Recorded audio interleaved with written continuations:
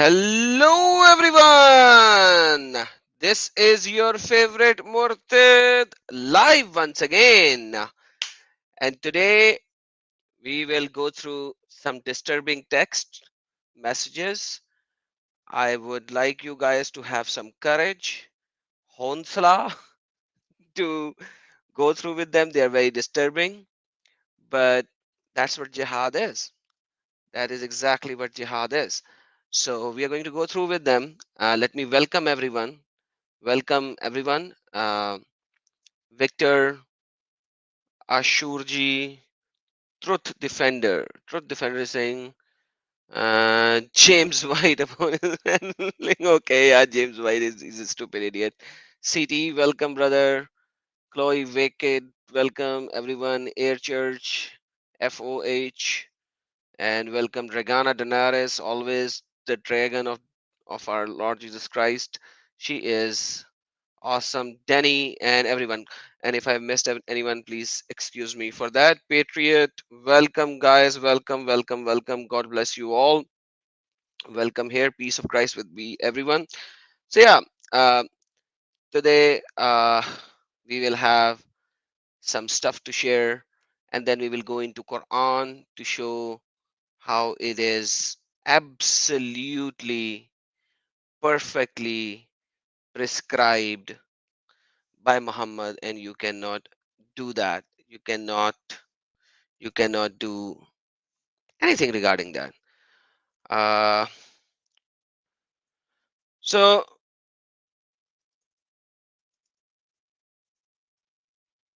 why I'm doing it?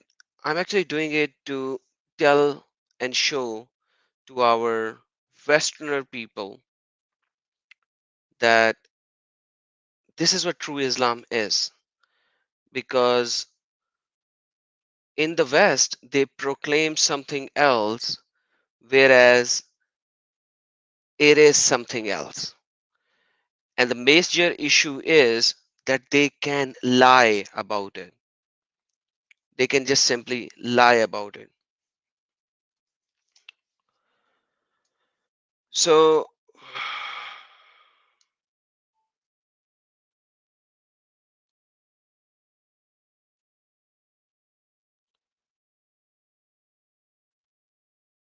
yeah, I wanted to say so much more right now, but you can see I am lost with my words, a lot of words that I wanted to say.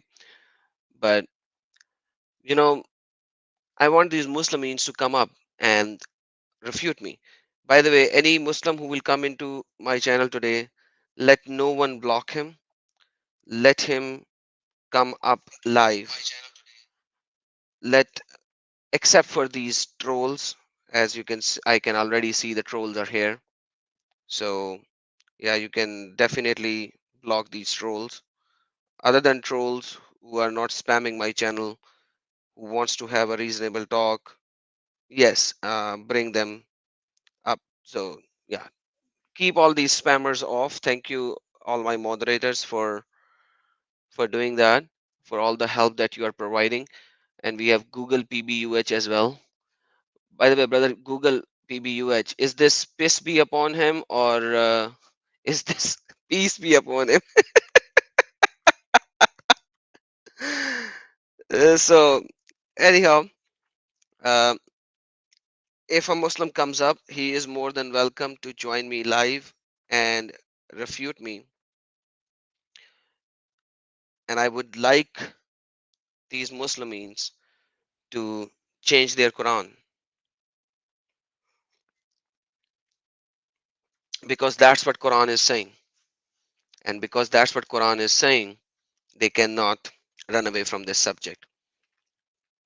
Prophet Google, Salamul Masih, brother. Salamul Masih. God bless you. So, without any delay, let me go into it as fast as I can, because I will have to cover a lot of stuff today.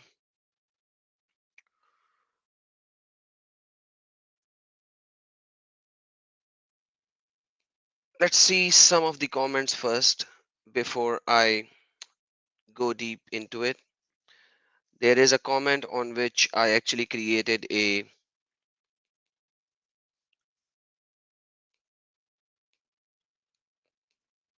Let's go into these comments to begin with. All right.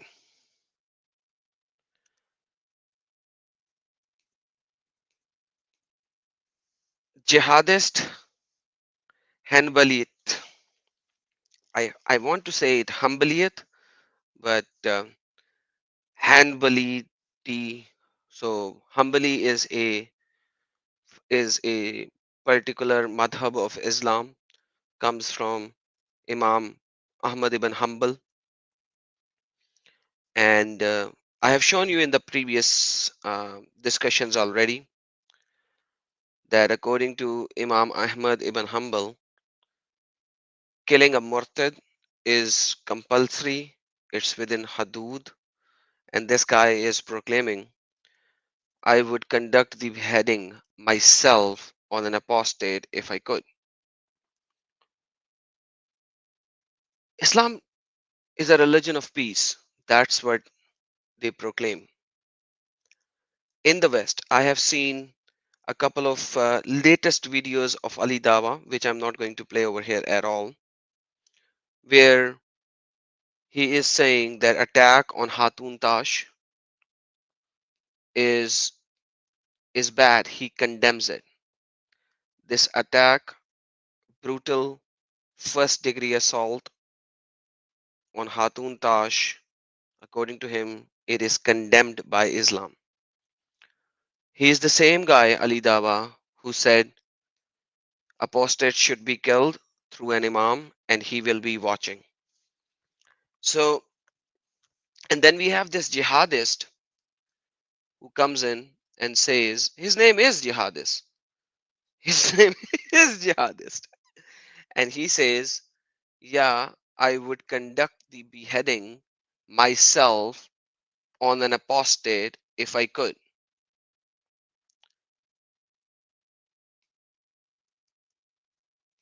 Let me give you another one. I made a public comment on this one as well. So let me just bring this up for on the screen as well. Let's see if I can. How can I do go to next video? Can I? I cannot. Why can't I? That's just so strange. Let's see if I can do this way.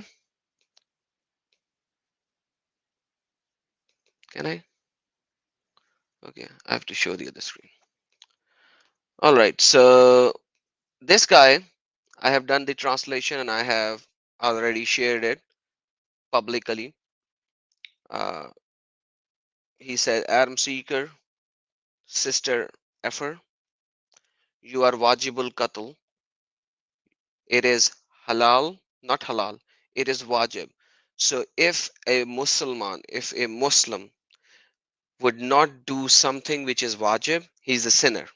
So it's compulsory basically, because if you do not perform the wajib acts, if an act is wajib and you do not perform it, it will be a sin upon you. So what he actually proclaimed is that you are wajib to be killed. Where do you live? So wajib to be killed means that if a Muslim will not kill me, he is a sinner. That's what he is proclaiming.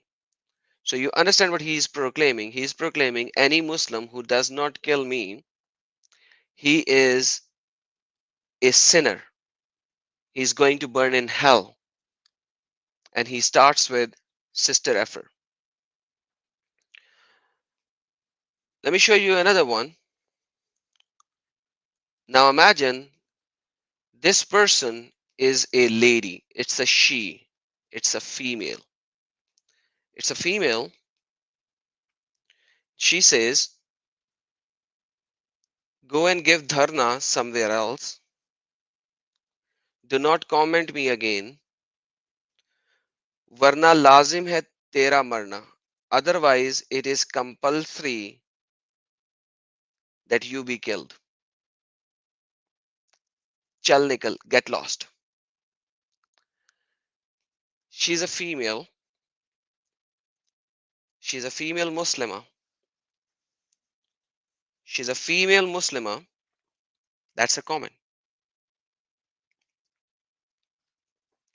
वरना लाजिम है तेरा मरना. Otherwise, it is compulsory that you die. So she used the word marna, means you die, so that it will become a tone. Just like Quran, which is in a poetry, she used the poetic term dharna, karna, marna. So because it was poetic, she did not say, and she made a poetry. Let's read the poetry. जाकर कहीं और दो धरना, अब मुझे comment न करना, वरना लाजिम है तेरा मरना. So she made a poem. In a poem, she's threatening me. So even the threat is poetic. Even the threat that she is giving is poetic threat. So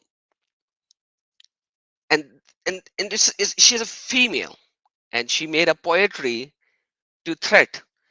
Maybe because she didn't wanted YouTube to delete her comment or something like that, so she made a poetry. जाकर कहीं और दो धरना, मुझे अब मुझे comment ना करना, वरना लाजिम है तेरा मरना. चल निकल. Man. Like, you have to be extremely creative to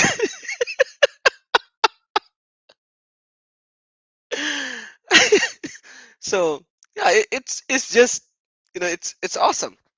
It's awesome how creative they are when it comes to these kind of things. I wish that they would actually see that they become creative in learning Islam, knowing Islam, and understanding Islam. This guy is an Indian guy. This Indian guy says this.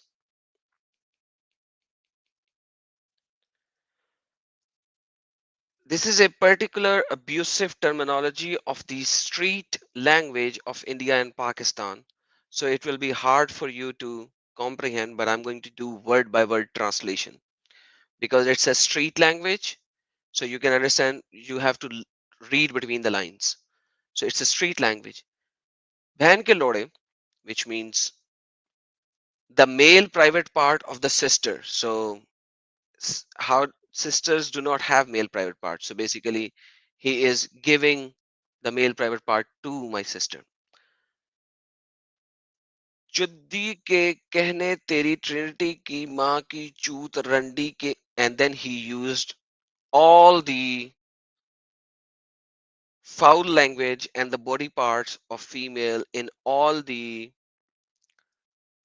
worst kind of street language. And then he said the female private part of your mother. So he went into, so in other words, he said, F your sister, F your mother, you are a whore, means me is a whore. Come to India and you will know.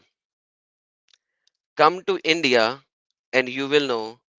I will F your mother. I will F your mother. So, a very great street language that he used. You know, why are they doing this? Why are they doing this? So this is very important that you need to understand why are they doing this. Because Muhammad said that if you see a munkar ad-din means the one who rejects Islam, Allah, and His Prophet. If you see a munkar ad-din, if you see a munkar, the one who rejects Allah and His Apostles' message, stop him by your hands. means by fighting, punching, kicking, by using a sword, etc., etc., etc. If you are not capable to do that, if you are not capable of using a sword, then at least do it by your mouth. Then at least do it by your mouth, by your words.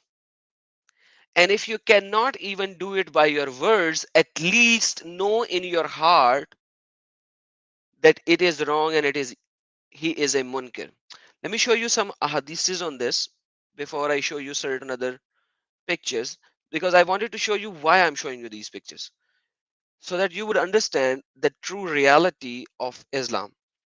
It's very important to understand that there is an Islam, the Western Islam that you guys know, and then there is an Islam which is the true Islam. Okay,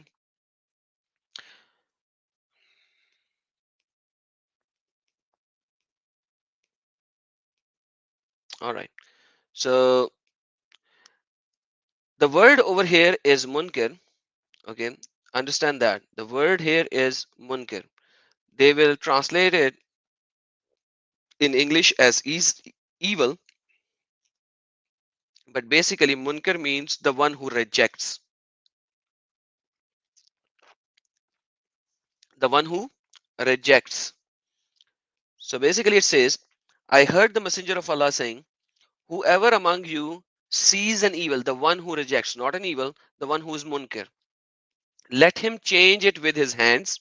The first degree is use hands. Go to jihad, go kill them, go stop them. If he cannot, then use his tongue. So abuse him, stop him by using your tongue by any means necessary. If he cannot, then with his heart, and then this is the weakest of the faith.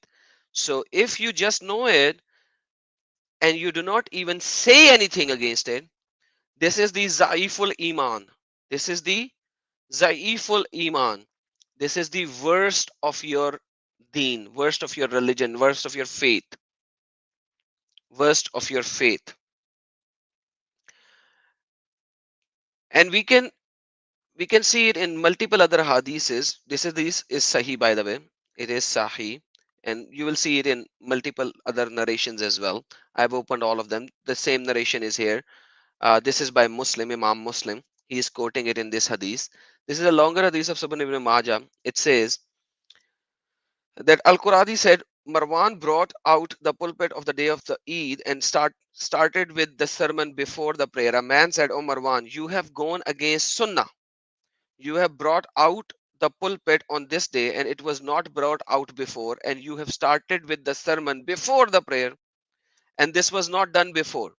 So basically during the Eid, the sermon is done after the prayer. On the Friday, the sermon is done before the prayer. So here the Marwan is doing the sermon after the prayer, before the prayer for the Eid, which is supposed to happen after. So Abu Sa'id said, as for this man, he has done his duty. I heard Messenger of Allah say, whoever among you sees an evil can change it with his hand by action, let him change it with his hand. If he cannot do that, then with his tongue. And if he cannot do that, then with his heart. And this is the weakest of faith. So because he spoke out, he used the second degree. The first degree was he should have taken it inside. By the way, here they are using it as different. Now, if we see in other narrations, once again, here the word is munkir. Munkir. Munkir means the person who rejects. Man ra'i minal munkir. The one who rejects what Muhammad and his Allah said. Because same is the case, it was not evil. What this guy is doing is not evil. So because if you translate it evil, then this guy did not do an evil thing. He actually gave a sermon to the Muslimin. How is this evil? This is not evil. He just gave a sermon. Instead of giving the sermon after the prayer, he gave it before the prayer. Now, is this an evil thing? No. It is just going against what Allah's apostle said. Not an evil, but going against what Allah's apostle said. Because Allah's apostle said, do the sermon of the Eid after the prayer, not before. So he started to do the sermon before the prayer. So this guy started and saying it right over there with his mouth. So you need to understand, when somebody gives you that the munkar means evil and you should do that in America, in UK and everywhere else, it's allowed to do that. It's wrong translation. Munkar is the one who does something against Allah and his apostle. Now, understand it from the other perspective, that in America, let's say these Muslims are living and they see a person buying alcohol. Okay, what should they do if they see a person who's buying an alcohol? They should stop him by their hands. If they cannot stop him by their hands, they should stop him by their mouth. If they cannot stop him by their mouth, they would have to know that it is wrong in their hearts. This is the reality. This is, and I'm showing you these two references because imagine the current president of America quoted this hadith. This is how ignorant our Westerner people are, that even the president of America actually quoted this hadith. The president of America actually quoted this hadith. I wish the president of America would learn and understand the Islam in its essence rather than whatever Imam told him something and he is just regurgitating what that particular Imam said rather than understanding what the Arabic terminology is and what the context is. Because I just showed you the hadith that even if a person is giving the sermon before the Eid prayer and the sermon is supposed to happen after, this hadith was quoted. Now imagine someone who is actually buying an alcohol. Imagine somebody who's buying an alcohol, how much more this hadith is implemented on it. And our current president, I pray for him that the Lord will give him the wisdom and the courage to learn and understand before stating these things out in public. Now listen to what he says. Hadith from the Prophet Muhammad instructs, whomever among you sees a wrong, let him change it with his hand. If he is not able, then with his tongue. If he is not able, then with his heart. So he used the terminology wrong instead of using the correct terminology, which is munkar. Now, you have seen this hadith. This is the hadith. This hadith, which is about the munkar, how is this evil or wrong when this is being used here when the person is giving the sermon? So, how is giving sermon a wrong? It's not wrong. It is a munkar, an act which is not according to the desire of Prophet Muhammad. So the desire of the Prophet Muhammad is that you should allow four marriages. Why don't you allow four marriages in America? The desire of the Prophet Muhammad is that you should allow the not to be alcohol should not be sold. So why is it being sold? So you see, there are so many problems that he does not understand and comprehend because he is told the narrative of the Western Islam and he does not know what real Islam is in essence. And I'm showing you these hadiths after hadiths on the same narration. It is in Jamia Tirmidhi, it is in Muslim, it is in Bukhari, it is in Sunan ibn Dawood. As you can see, it's Sunan ibn Majah and everyone. And they are showing the same reference of the same thing in different locations, and I don't know how else I can show you.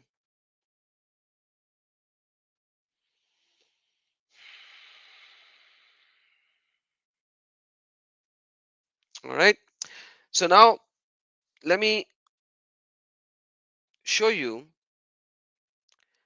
This is what Quran says about it.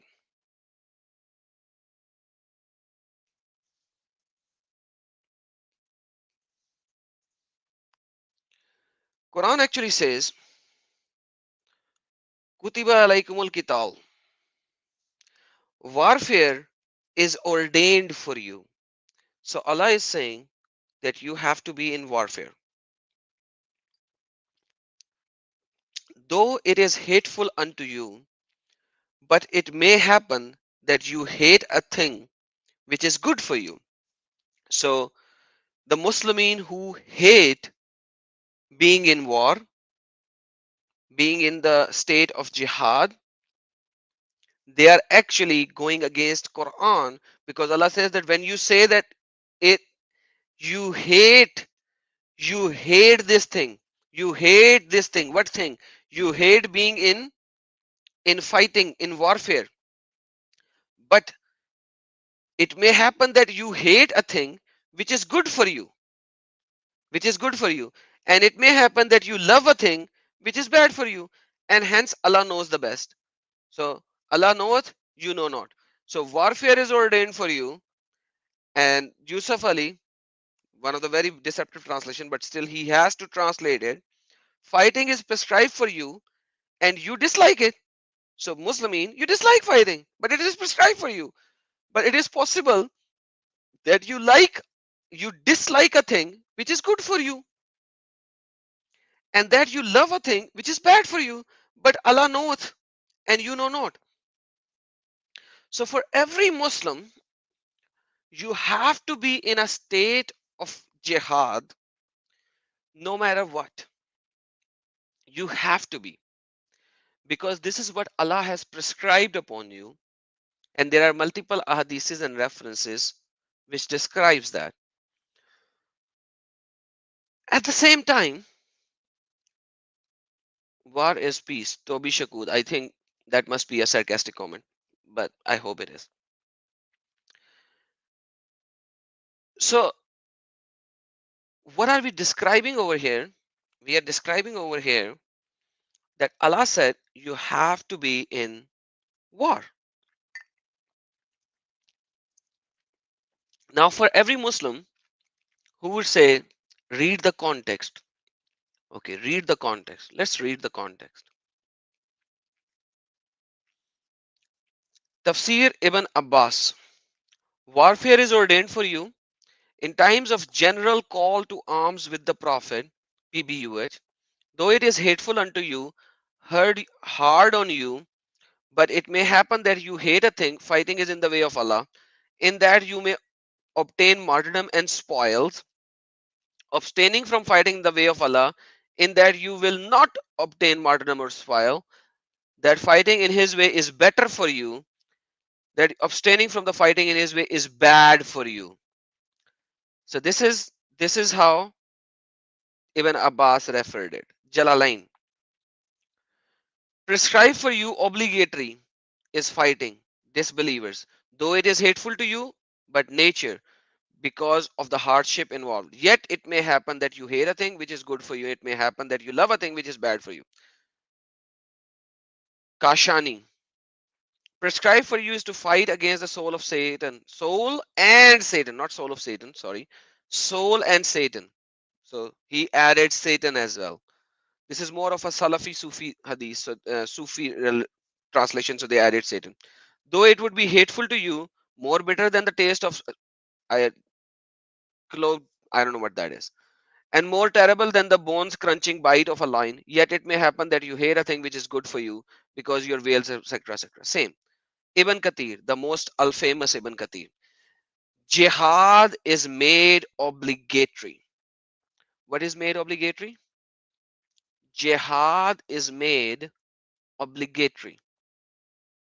It's obligatory. It's compulsory.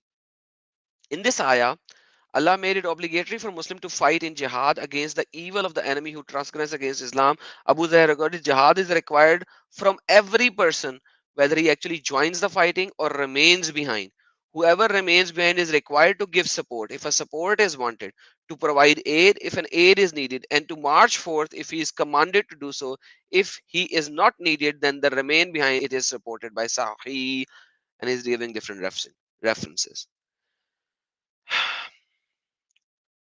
Whoever dies but neither fought nor sincerely considered fighting will die a death of jahiliyyah.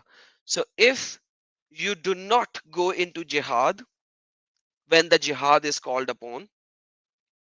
Then, by itself, if you die in natural death, you died in the state of Jahiliyyah, means without being a Muslim, and hence you will be in hell.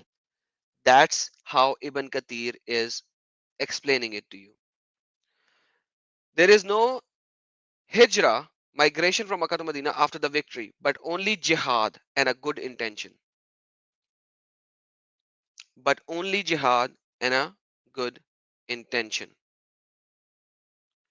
If you were required to march forth, then march forth.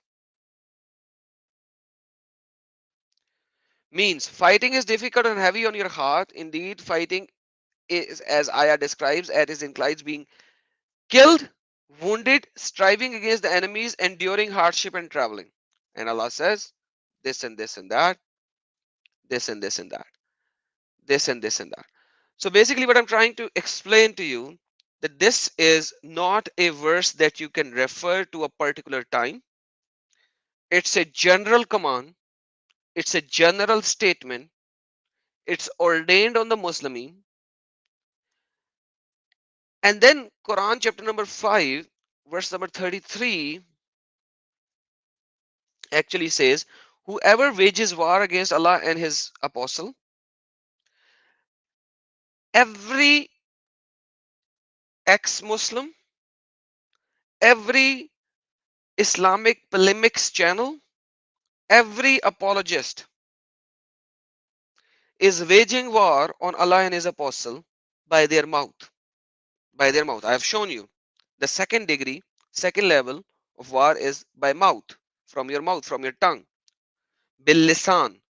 In Islam, there are three types of jihad. Jihad with shamshir or bil yaday. Bil yaday, bil hand, with hands.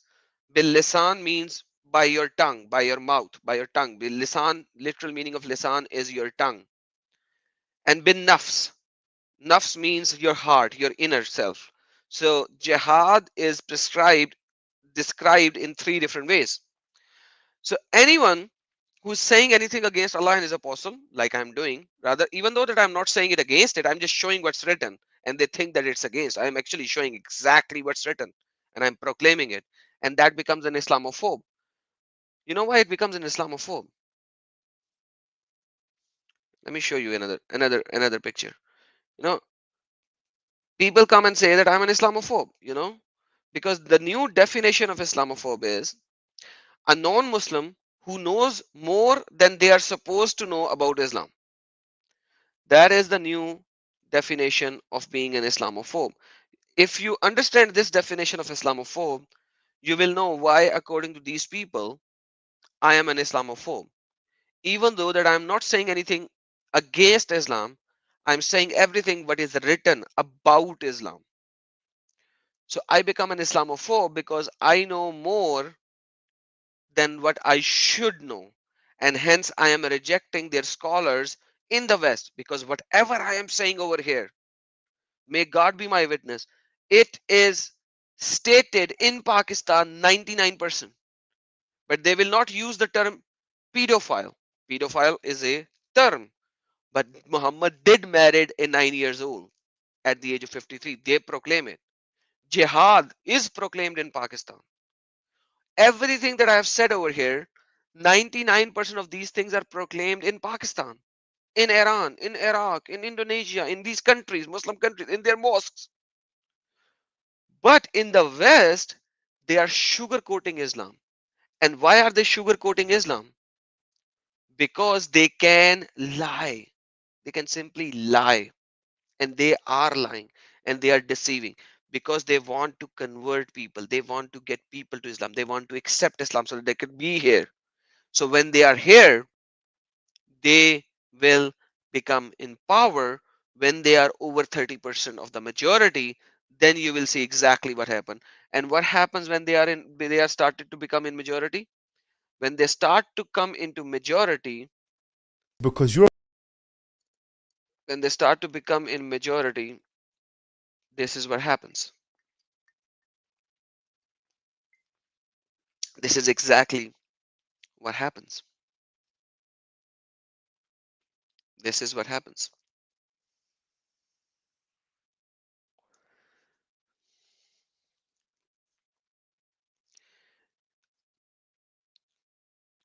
So, are we Islamophobe when it comes to these things? Are we Islamophobe? So, when you read these kind of comments that I've shown earlier, let me show you another one because I stopped showing you the comments and I went into that to show you the reference of this. This is the same guy, SK Boy, and he went into another video of mine and he commented, "तेरी माँ की चूत में land, penis in the vagina of your mother." That's exactly what he said. So I have stated everything in these videos with all the references, what is written, exactly what is written. Why are they so pissed about it? Why are they so pissed about it when everything that I said it with references, with everything that I'm quoting and reading from the Islamic books, from the Islamic books. This is the same troll who said, come to India and come to India. He was threatening, come to India. Come to India. He's like, come to India.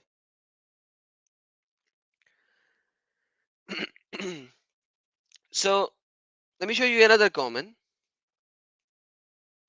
I hope you guys are enjoying it. Okay. क्या हुआ रंडी की औलाद?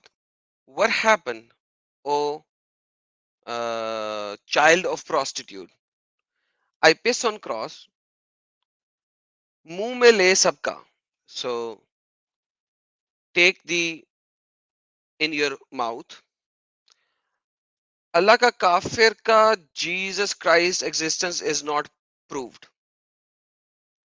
All ka kafir ka and Jesus Christ existence is not proved. So last sentence you can actually read it. It's in English, but he said, take it in your mouth. Allah ka kafir ka. So take it in your mouth of kafir and of Allah. I don't know what Allah is. I don't know. Maybe he's saying Allah or whatever. It's all ka. All ka means for all means everyone. All ka yeah Allah ka. I don't know what he's trying to say. Maybe his Allah has a penis as well. So I don't know. So that's what he is saying. So he's pissing on cross and he says Jesus Christ existence is not proof. I don't know what kind of a Muslim he is to say Jesus Christ because he says Jesus Christ. He did not say Isa. So I don't know how he is actually commenting, but he was really, really pissed. By the way, this is me, blasphemy against Muhammad and Quran. So this is blasphemy against Muhammad and Quran. And in this video, he's trying to post this comment in a video which says blasphemy against Muhammad and Quran. So he cannot be a non-Muslim. He has to be Muslim. So probably he did not want to say Allah. He wanted to say all, yani everyone, and kafir ka, and of all the kuffar. So he wants me to give a blowjob to all these people. In fact, so that's what he's trying to say in reality. And he calls me a child of a Rendi, prostitute. So now we see ke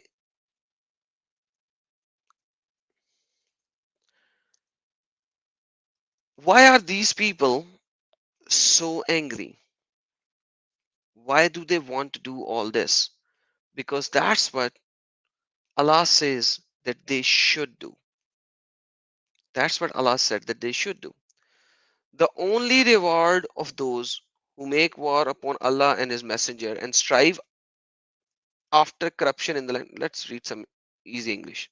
Indeed, the plenty for those who wage war against Allah and His Messenger and strive upon earth corruption is none but they be killed or crucified, or that their hands and feet be cut off from the opposite side, or they be exiled from the land. and this is a disgrace for their world and this world and afterworld, whatever, whatever. So, jihad is prescribed upon you. It is an obligatory thing. You have to do that. But if you would not do that, what is going to happen? You will be killed. You will be killed. Why are they, or crucified? Yes, or their hands and feet be cut from the opposite side. Now the question is, why? Because Allah said so. Simple. Because Allah said so. Is there any other reason for that? Check this out. This is an older comment. This is an older comment. Let me show you another comment. This boy, now he knows me and he is saying this. So he said, the media is lying to you. Go to Pakistan. Trust me, you will love there.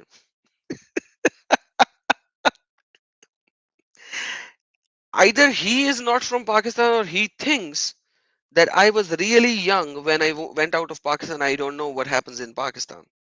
I don't know which one is true because he cannot be this idiot to know that I do know exactly what happens in Pakistan. But I don't know why this guy has to be this idiot not to know the basic facts that I know about Islam much more than him, much more than him. So why do they want me to go to Pakistan? You can imagine why, right? You can imagine why. Let me show you Yusuf Istad. Yusuf Istad, tell us about how you feel and what you want to do to an old man. Yes, there's another question here. This is related to the hadith of Ali radiallahu anhu in the battlefield. How do we remain steadfast in the face of our enemy whom openly mocked our Prophet sallallahu alaihi wasallam? This question is from a sister. Okay, that's a very good question. What do we do when somebody insults our Prophet sallallahu alaihi wasallam? The first time it happened to me, I was at George Mason University giving a speech. After the speech, one came up to me. He's not Muslim. He was an old man, actually, and he knows Arabic, and he came in my face, and he said, "What do you say about a 53-year-old man that has sex with a 6-year-old girl?" Whoa, when he said this, I almost passed out because I couldn't believe anybody would talk like this. I couldn't believe somebody would say something like this. I knew what he meant by what he said. I was so upset. I started taking my coat off. And I would give it to the sheikh who was with me. I said, just hold my coat. I'm going to go on this guy. And as I was taking my coat off, I looked at him and I said, this depends on your question. If it's a rhetorical question, or if you're insulting my prophet, in which case I'm going to take you out back and beat your head off your shoulders. He said, no, it's rhetorical. I said, in this case, it doesn't need an answer. Do I literally have to say anything? Do I literally, like, should I say anything more? This Yusuf guy is not in Pakistan. He's in the West. And on a stage, he said, he did not say it, but he pointed it out of a gun, his finger, his hand has a gun, and I'm gonna pick you and take your head off. So you see, these are the same people who would come up on a Western media and say Islam is peace. And these are the same people when they're standing and talking in front of their own Muslim Ummah, they would say these. So I'm just showing you that in the West, these people are saying these things. But they are saying these things when they are standing in front of their own Ummah. And very few, but you see, these comments and all of these things matters to you guys, not to me. Not to me. I already know what Islam is inside out. I have been part of it. I have been part of it.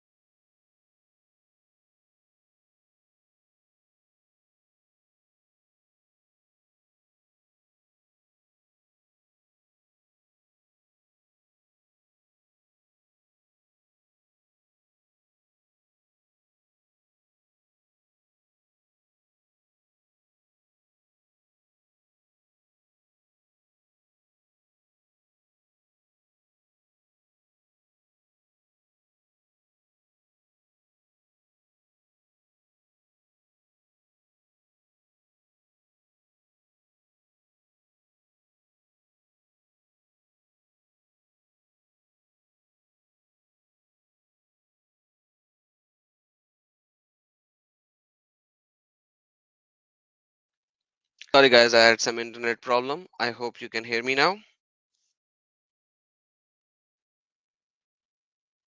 I hope. Sorry about that. Okay. Yes.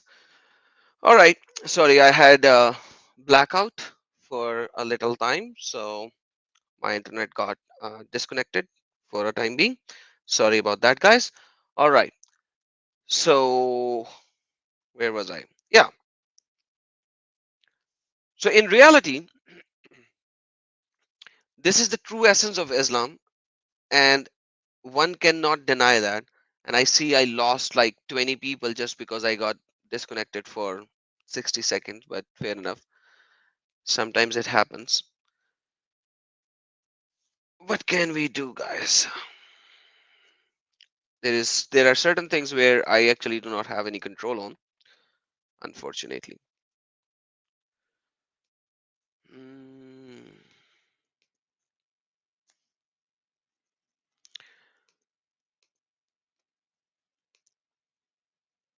and we can see this.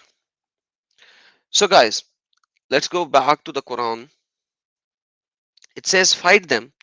Allah will chastise them at your hand. Chastise them?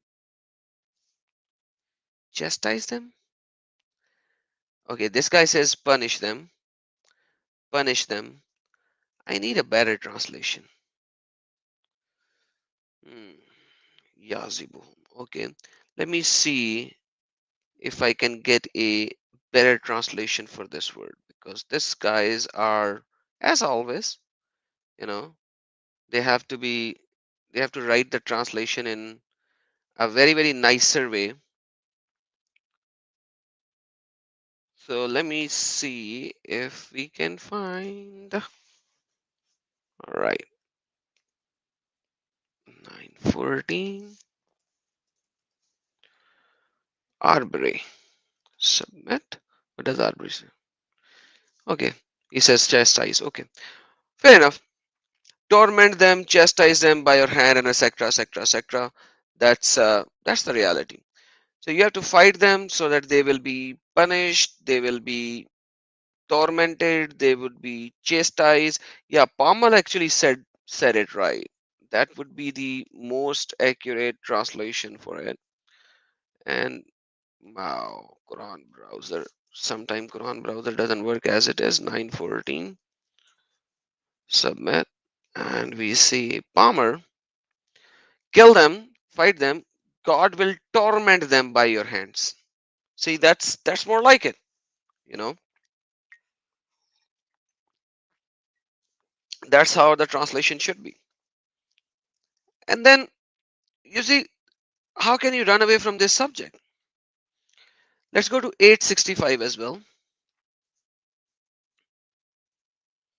Let's go Arbery first. Let's see what does Arbery says. O Prophet, urge on the believers to fight.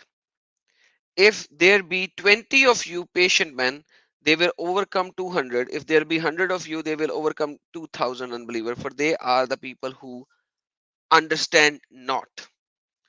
So fighting is prescribed, and O Prophet, wherever people you have, take them and do that.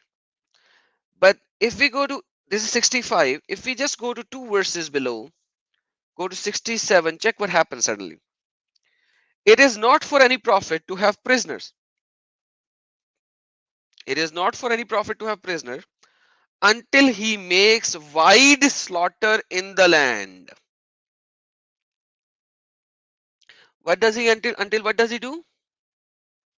He does a wide slaughter, killing, great slaughter in the land. You desire the chance goods of the present world, and God desires the world to come, and God is Almighty, all wise.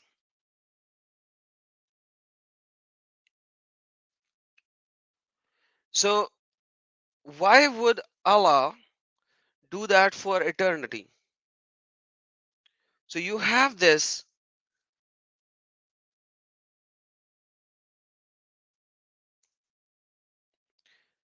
So, fight in Allah's way and know that Allah is all hearing and all knowing. Jihad is the most compulsory part of Islam that you cannot run away from that subject. You just simply cannot. So and so that Allah cast terror into the hearts of unbeliever. 3151.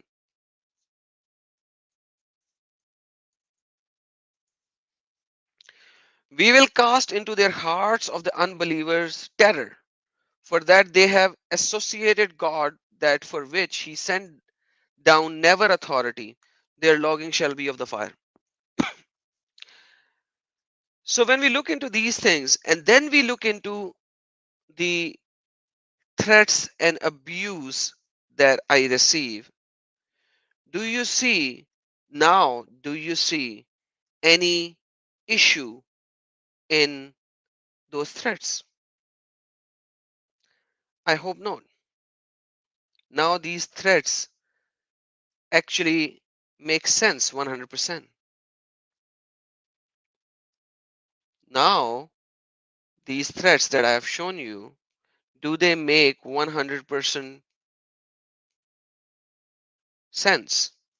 All these threats, the cursing, the threat of killing, the threat of beheading, the threat of killing, the threat of killing, and all of these threats of beheading, killing, and effing words, and effing my sister, and effing my mother, and all that kind of stuff, do they make sense now?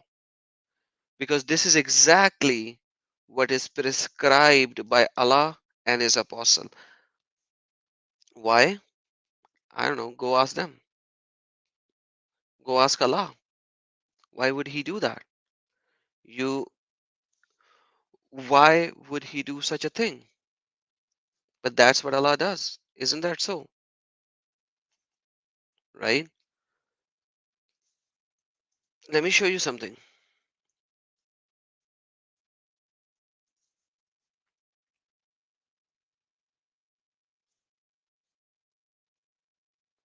I've been showing you so many things today.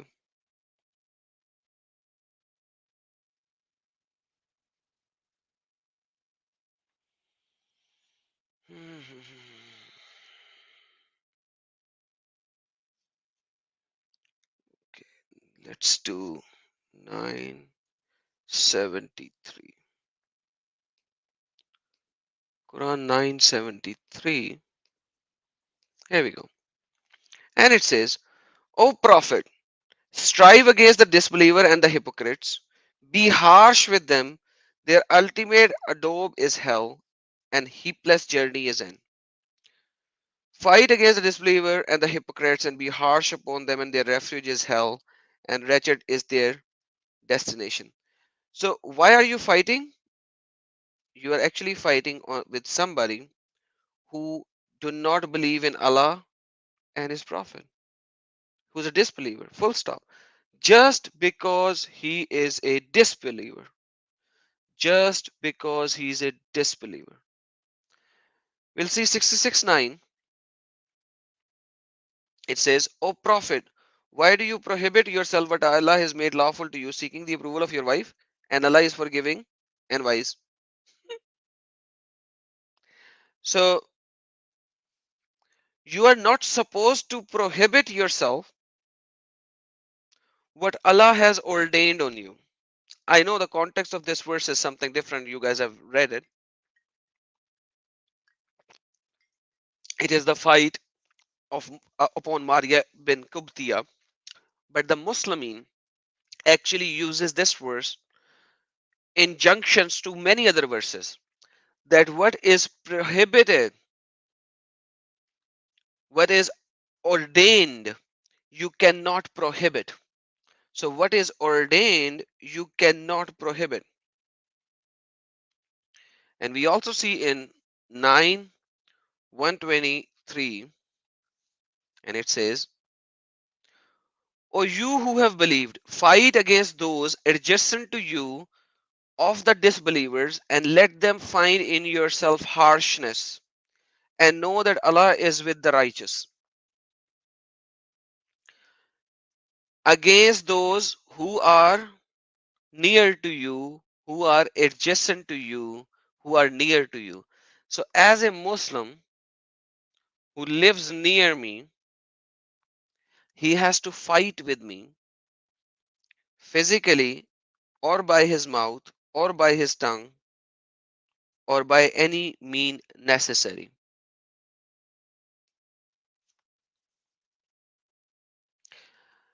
Toby, you cannot compare Bible with Quran.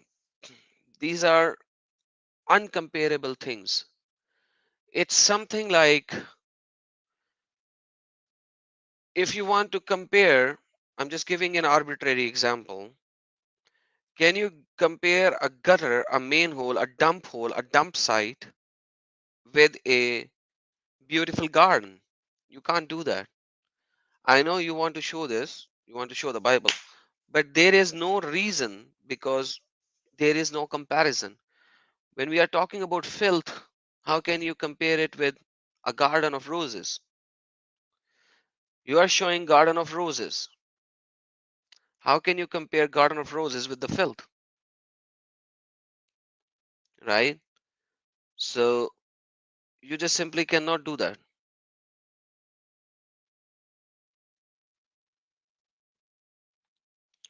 Okay, we do have a fake Sham Shimon in our chat for sure.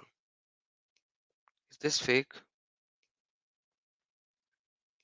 This is not the sign of Sam Shimon anyways.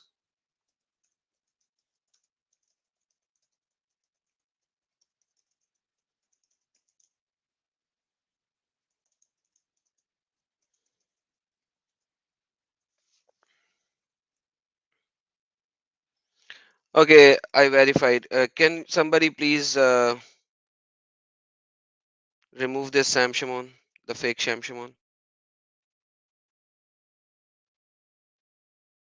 All right, thank you, CD.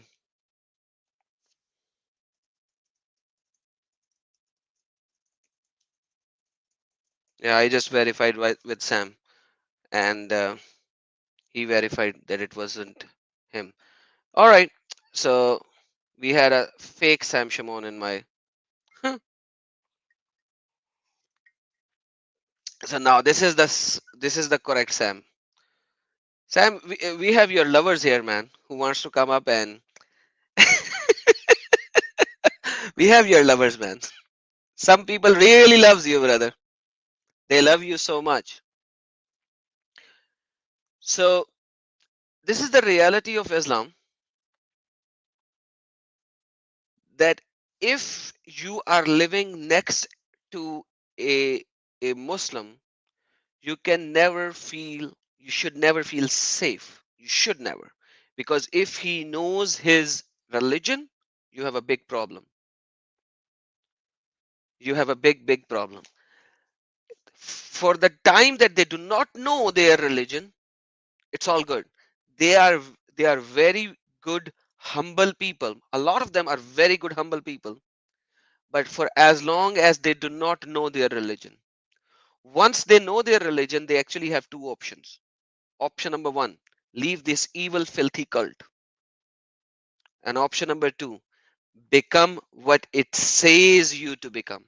Hence, you do not know whether this ticking time bomb will actually blast, or will this ticking time bomb will actually remove the ticker and not be a bomb anymore. So you do not know what this particular thing will actually do, whether it will explode or whether it will actually become a tuss bomb, which will not actually tuss.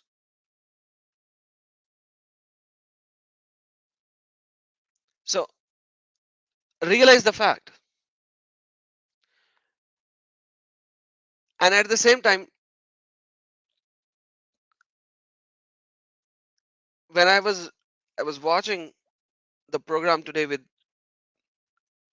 DCCI Ministries, man, there are so many fake ex-Muslims. So many fake ex-Muslims. And sometimes feel pity. I that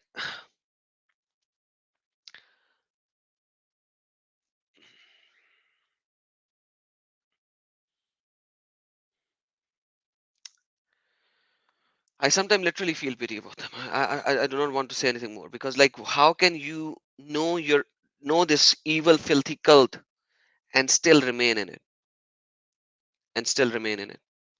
There is a level where you actually have to say, that's it. I'm done. I'm out of this filth. But they do not. They do not. Because now, when we say these things, you know, yeah, there are so many fake ex-Muslims. That is correct. Let me go back to my subject. If you belittle Muhammad, if you belittle Muhammad, what should happen to you? No matter how nice words you could use, no matter how nice word you could use, you will not run out of the subject that as soon as you belittle Muhammad, you will be killed. Full stop. Full stop. AP is asking, what is a fake ex-Muslim? Fake ex-Muslim is that he became an ex-Muslim just to get some benefit. And once he has received those benefits, for example, he he found in love with a Christian lady, he accepted Christ, marries her, have sex with her, and now after 3 months, 4 months, 6 months down the road, he said, okay, I don't like Christianity, I'm going back to Islam, bye bye, tata. Now either you make make your children live as a Muslim with me, or get lost, I will marry another one because I can simply divorce you, bye bye, tata. And I had my fill with you, I just wanted you, I needed you, I enjoyed you, I tasted your honey. That's what Muhammad said. Tasted your juice. Now I do not need you anymore. That's called fake as Muslims. that is happening. I was today I was listening, and I was literally amazed when I not amazed, like, man, sometimes English words don't come in the right action. Um, I don't know, my mind was blowing when I was listening to those things. So that's a fake ex-Muslim. How would you know? Let me bring Sam. Maybe he would know how to know whether a person is a fake ex-Muslim or a real ex-Muslim. Let's see if Sam has the time to come up. Sam, do you have the time to come up? If you do, you can join in, brother. But in the meantime, this is fatwa, according to the fatwa classes.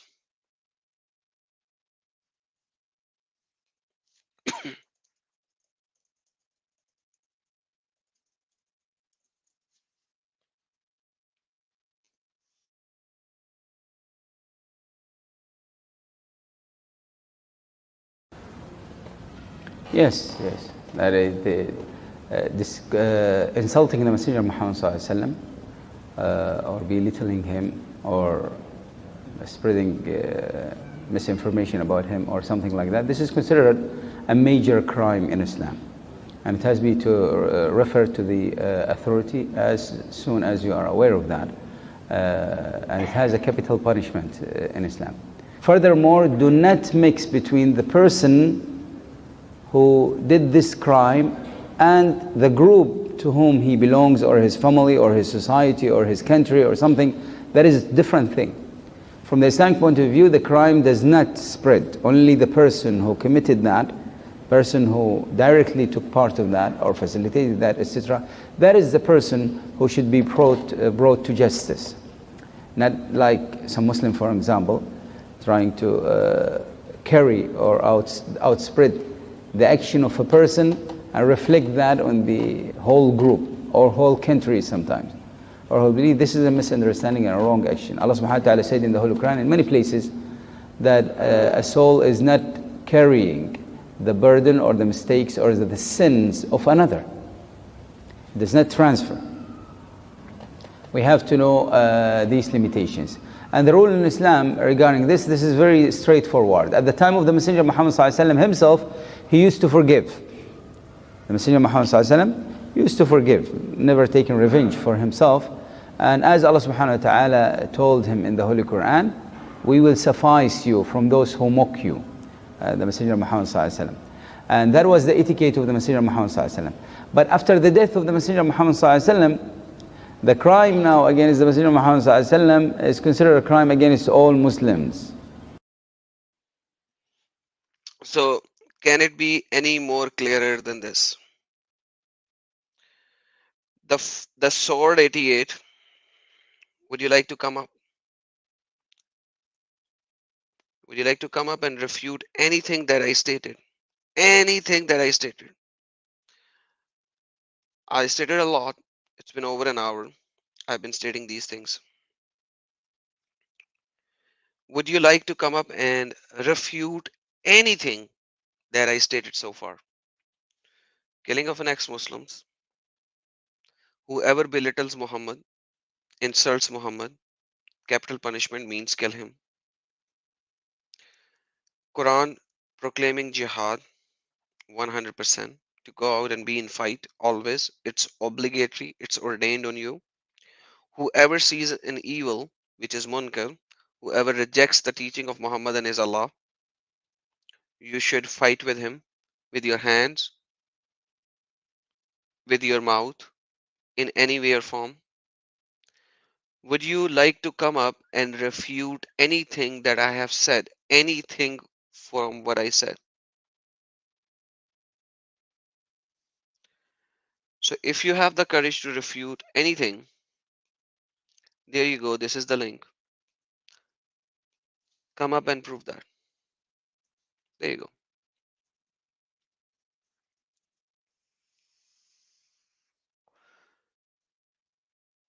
Which thing that I said that you would like to refute?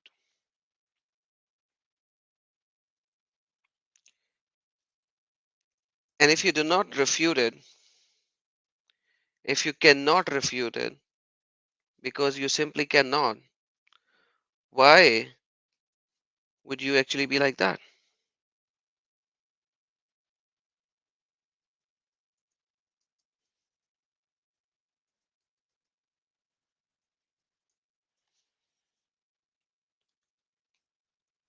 Why would it be like that?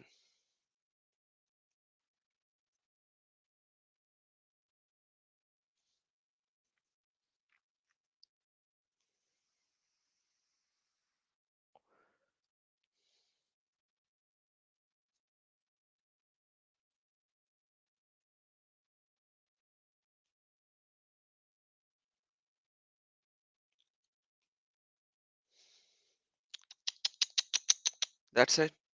That's all. Mr. Sword, Mr. Sword 88. Do you condemn all these messages that they are sending to me, your brothers and sisters who are sending to me these messages, all these stupidities that they are saying to me? Do you condemn any of them? Do you condemn any of their comments? Do you condemn any of their filthy language? Do you condemn any of their proclamation of killing an ex-Muslim, me, and all the ex-Muslims? Jihadist was very clear. He would behead humbly, not humbly, but humbly. Man, that's a humble is a English word as well. So Imam Humble from the madhab of humble. Do you condemn any of them?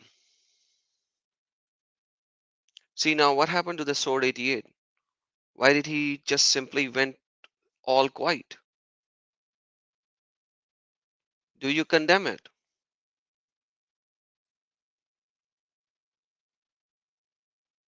Do you condemn it? Now answer. Siddharth, thank you so very much. God bless you, brother, as well.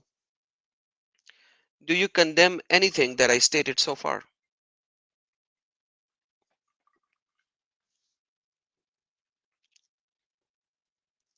Any other Muslim? Any other Muslim who would condemn that?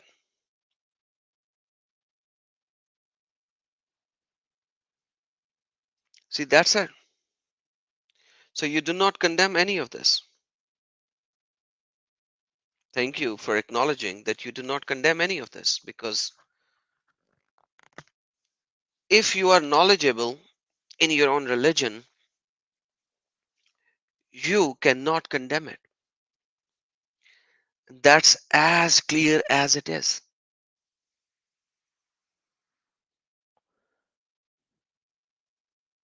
This is clear. So imagine, guys, this stupid is coming back and saying, condemn what? He has been here from the last 1 hour. He has been here without a doubt. And I asked all these things. And he went quiet. And after that he comes up and says, condemn what?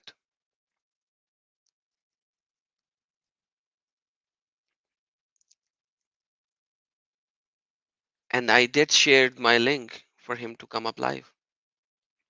He won't come live.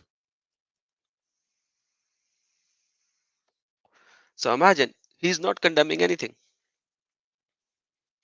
He's not condemning a single thing that I said. He's not condemning the killing of an ex-Muslim. He is not condemning the hadiths of Muhammad where he said that if you see a munkar, fight with him, stop him.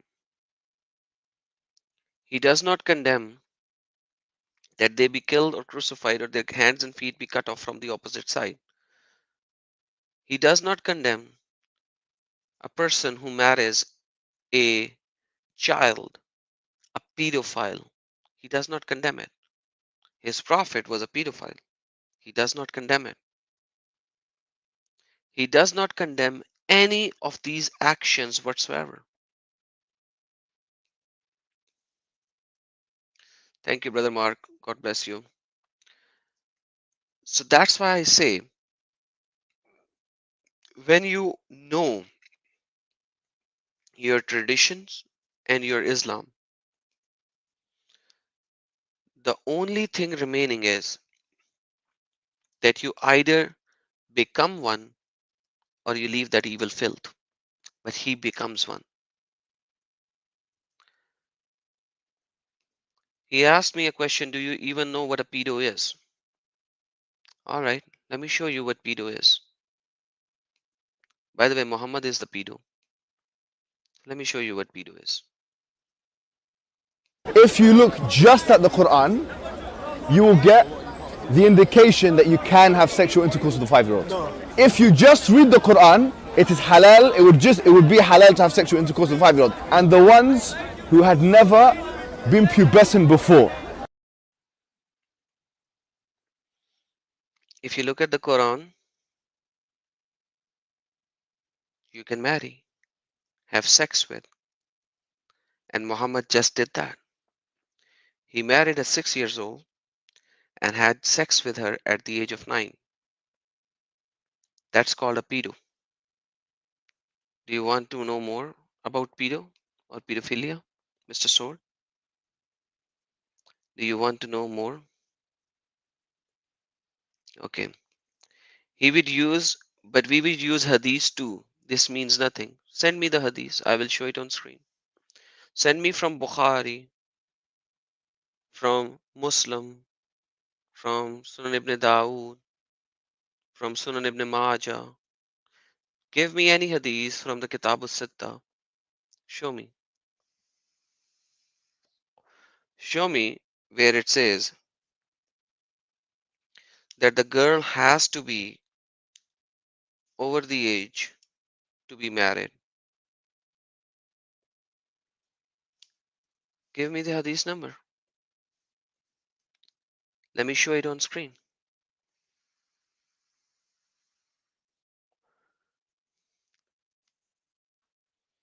There you go. Carolina is sharing a fatwa as well for you, Mr. Uh, Pedo.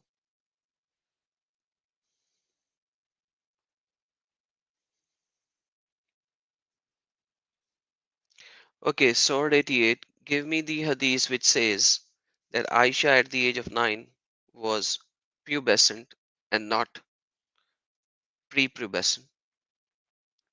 You have Sahih Muslim, you have Sahih Bukhari, you have Sunan ibn Majah. Give me the hadith. Give me the hadith. Sword, give me the hadith number.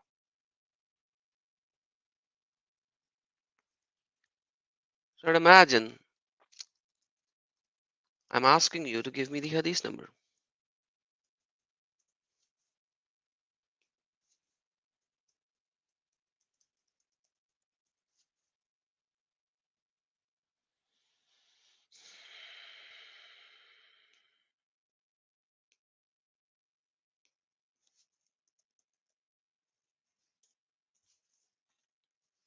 Come on, Sword. Stop tap dancing. Give me the hadith. I'm waiting.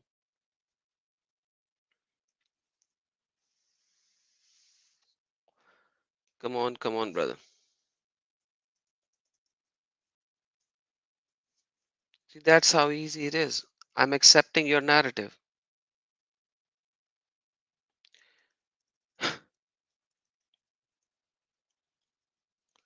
Give me the hadith which actually says she was she had puberty.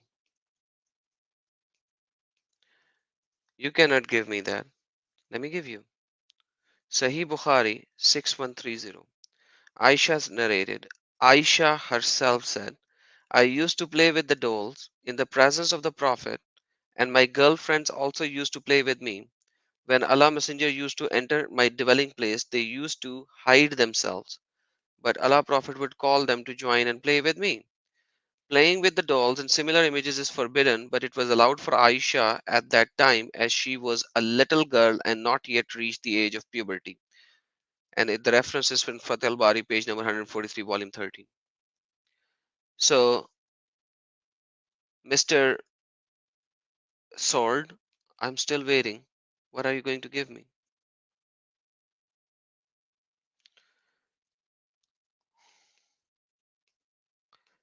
So he said, narrated Aisha, the wife of Prophet, I had seen my parents following Islam since I attained the age of puberty. Sahih al-Bukhari, volume 1, book 8, hadith 465. Okay, let me show you that. Let me show you that. Let me show you that. Let's see. Sahih al-Bukhari will going to kill Sahih al-Bukhari or not. Hadith, let me just try to figure out how to search that. Okay, Bukhari, volume 1, book 8, hadith 465. See, now I am doing his work. Okay, 465. This is what? Volume 1, book 8, 454. This is 454, 465. Let me just go to 465. 465.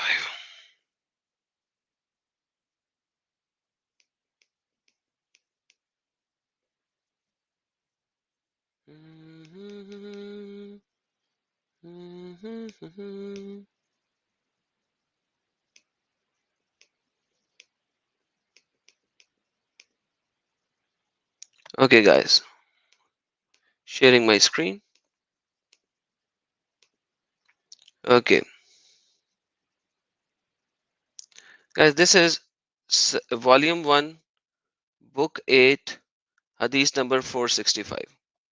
All right, exactly what he said. Sahih al Bukhari, volume 1, book 8, hadith 465.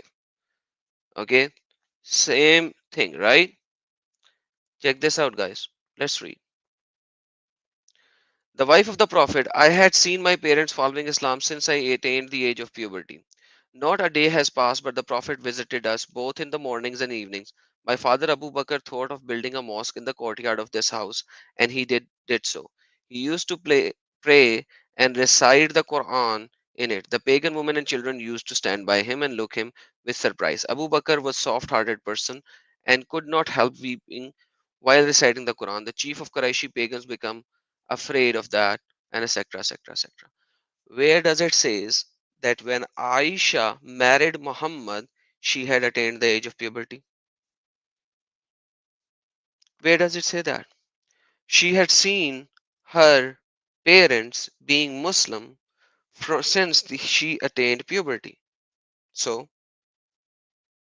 where does it say that she was married to Muhammad after she attained puberty? After she attained puberty? I'm still waiting. Or by the way, the word is not okay. Word is not puberty, guys. The Arabic word is qalat lam akil. Akil is not puberty. Okay. Akil is not puberty. You need to understand this very important fact. Like a lot of these people, they actually do not translate the word right. They do not translate the word right. Okay. So puberty is not akil. Akil means she came into senses, and she can come into senses at a very young age as well. So a person who is 5 years old can come into senses. The word in Arabic is akil. Let me show you in Google Translator for the sake of everyone so that they would know that I am not lying about it. Let me share my screen the other way around so that I could flip the tabs. There you go, guys. Qalat lam akil abwi. She said, I did not understand. Not understand my parents, the reference is different. So abwi will remove ab. To make sense of things. I have senses. Al akil. It has nothing to do with puberty as well. Just an FYI. But even though, let's take the word akil as puberty, which has nothing to do with puberty. Nothing to do with puberty. 110% it has nothing to do with puberty. It is just being akil, being in senses. So when she was in senses. But once again, the the hadith is saying When she had the senses to understand and know, she saw her parents being Muslim. So when she became a person where she could comprehend and understand, and by the way, in Islam, a male has to be 7 years of age, male child, boy child, when he has to start offering prayer, and a female has to be 6 years old when she has to start offering prayer. So a 6 years and a 6 year female and a 5 year male, you have to tell them to start offering prayer and they will start offering prayer. That's the reality. And so you are akil at 6. And even in English, the attained the age of puberty is a falsified translation. And even if you translate it as is, it does not make any difference, because this is not even talking about her marriage at all. The hadith that I showed you about her marriage was absolutely clear. And I showed you, where did I showed you? This one. Hadith Sahih Bukhari 6130. Let me share it with everyone. And I can show you so many more on that subject. That's not even a problem. So, Sword 88, I'm still waiting now. I've shown you what hadith you wanted to be shown. And I've shown you the word age is not there. It is al-aqil. Qalat lam al-aqil avvi. It has nothing to do with puberty in itself. What else? Bro, it says puberty, but you don't accept it. Oh, it says puberty. Oh, wow. Bring your Arabic scholar, because you do not even know the basic ABCD of Arabic. I have shown you what aqal means. Okay, give me the Arabic word of puberty. Give me the Arabic word of puberty. Let me show you the Arabic word of puberty. Let me show you. Quran 64:5. 65:4. What was that? 65:4? Okay.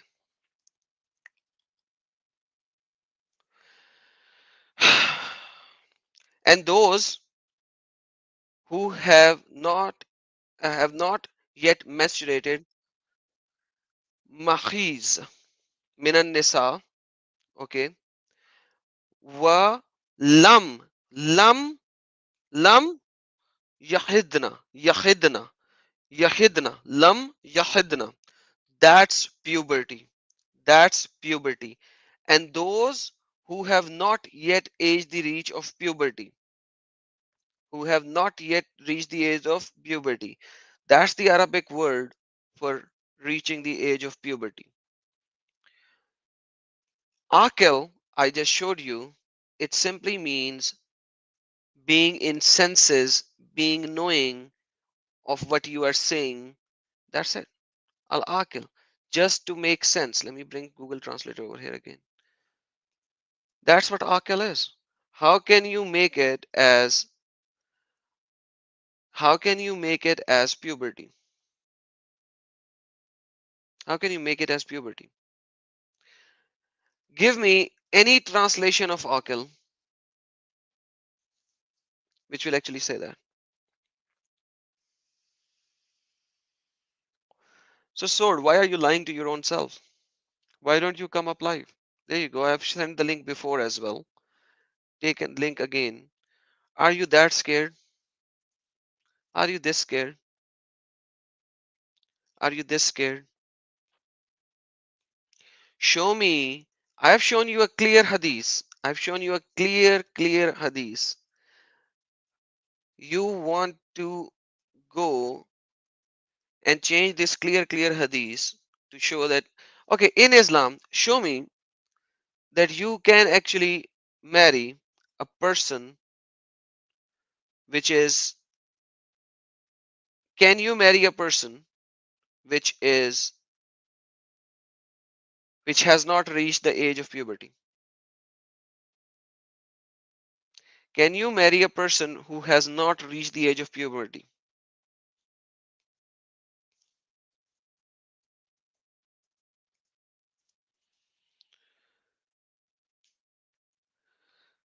Can I please have the answer?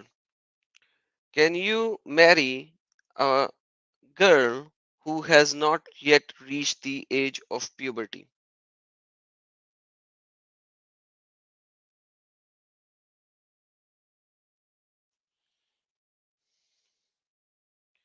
Jamia al-Tirmidhi 1109. When the girl becomes 9, she becomes a woman.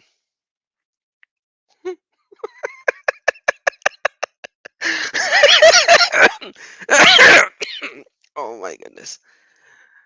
Okay, I told you, come up live, let's laugh together. Come up live, let's laugh together. Okay, let's see Jamia al-Tirmidhi 1109.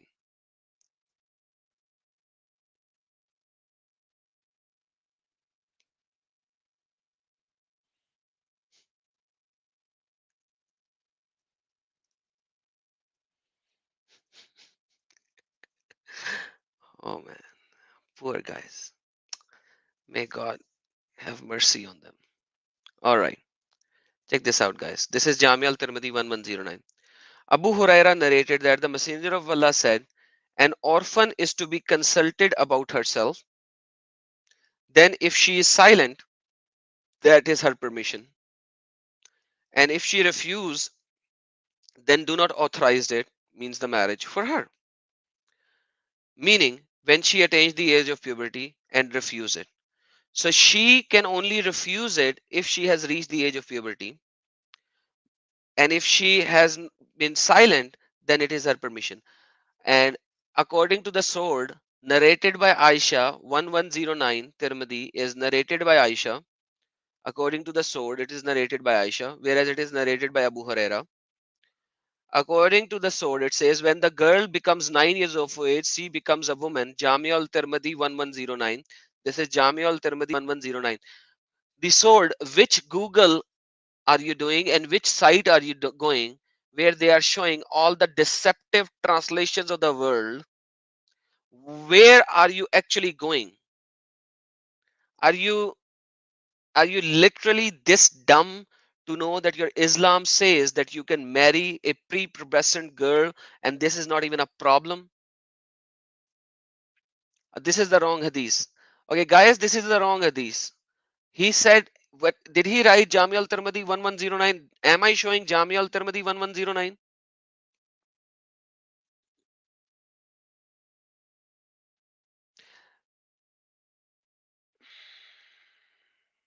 Lord have mercy on them. Lord have mercy on them. These are the fools who thinks Muhammad is a prophet. Guys, I'm going to show you something. It's in Arabic. It's in Arabic, so you have to read the subtitles. يعني كلام صحيح البخاري. نعم.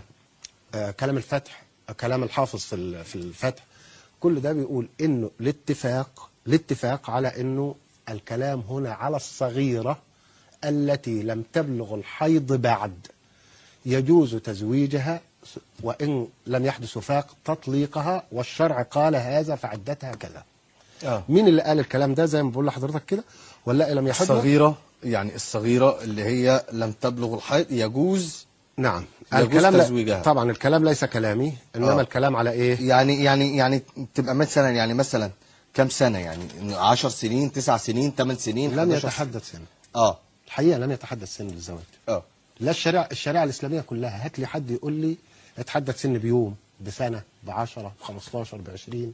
انت على كده بقى، انت ممكن وهي لسه طفلة بقى شهر او شهرين بقى، ان شاء الله حتى يوم. Even if she is 1 day old.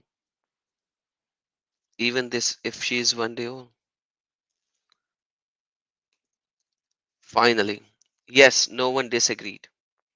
So no one disagreed that in Islam, you can marry a prepubescent girl even if she's 1 day old.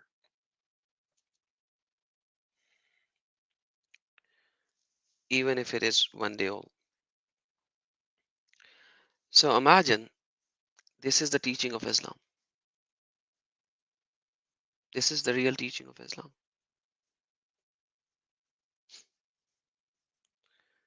And, Ahmed Ghani, what happened over here?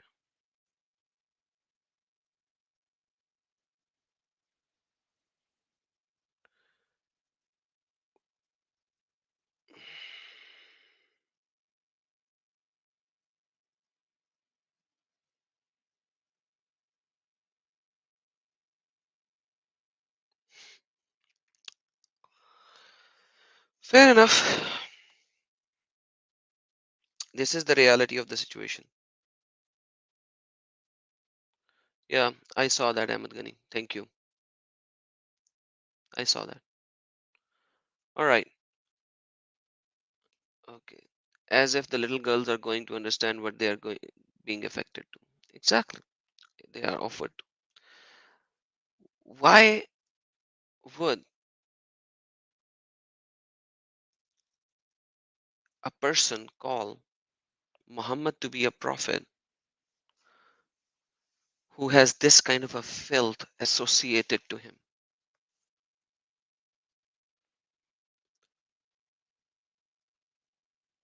Why would you ever call this kind of a person to be a prophet? How is this a prophet? You know, if you even have 2 cents of a brain, if you even have 2 cents of a brain, you wouldn't do that. Okay, now marriage is only contracted them. Show me where. Show me where. Show me where. Show me where marriage is only a contracting.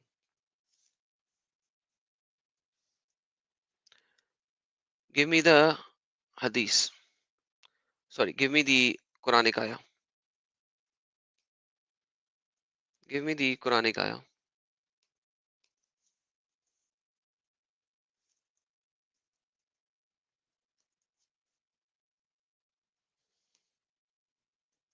Okay, let me show you. Now, sword, watch very carefully. Watch very carefully what I'm going to show you, because now I'm going to teach you, and then you can go to your scholars and you can ask them, because I just showed you everything. Now check this out. The sword, watch carefully.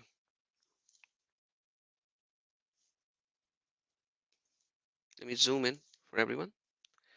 And those who no longer expect menstruation among your women. So the woman among your woman whom you have married, whom you had sex with. Sword, watch, listen now. Forget the text. Listen so that you can give me a better rebuttal rather than going in circle. Now listen and read. And those who have no longer expected menstruation among your women, if you doubt, then their period is 3 months. And also for those who have not yet menstruated. So the woman, the girls who's who has not started, who has not reached the age of menstruation, if you divorce them, the period is still 3 months. Correct? Is there any doubt in it? The sword.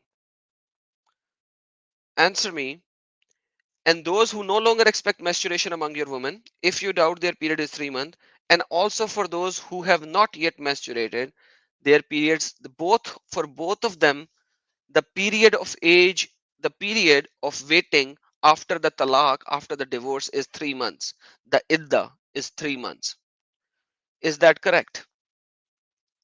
It is not correct. What is it correct? So the sword Saab said, no, it's not. Okay, sword. What is it then? This is what the ayah is saying. Okay, he said yes. Okay, so he changed. So the idda is 3 months. So if, guys, understand what I'm saying. If you have menstruated or if you have not menstruated, means you are young, means you are 2 months old. The idda is 3 months. The idda is 3 months. We have all read that. All right. If you have not consummated the marriage, there is no idda. Quran chapter number 33, verse number 49. Sword, what do you have to say? Now tell me, for both of these verses, which tafsir should I show you?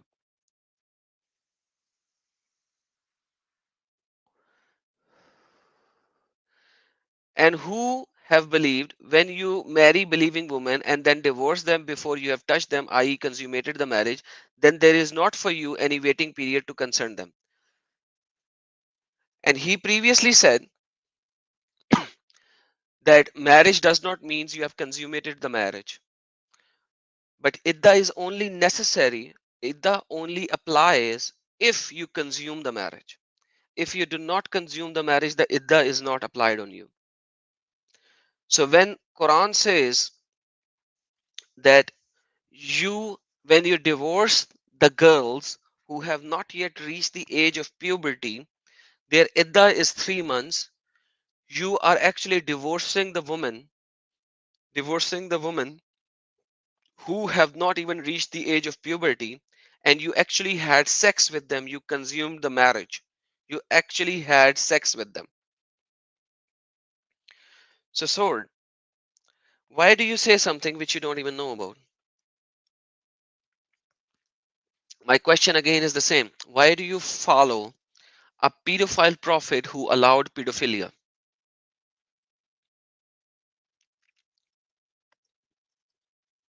Why do you follow a pedophile prophet who allowed pedophilia?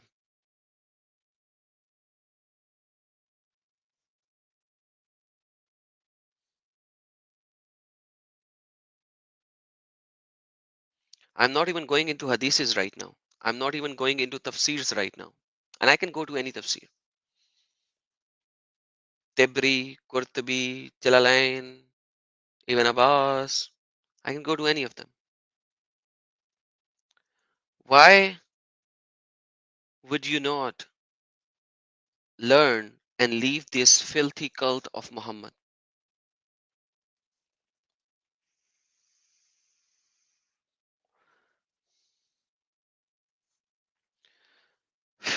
So you say she was pubescent or not, it does not matter. What matters is what's written. Who the hell are you? You are nobody. You have to follow what's written. So Muhammad married and had sex with Aisha at the age of 9. Sahih al-Bukhari narrates she was playing with dolls. They say that playing with dolls is only possible when she is pubescent, otherwise she cannot, because then doll become an idol. She was pubescent. Quran agrees to the fact that you can marry and divorce a pubescent girl.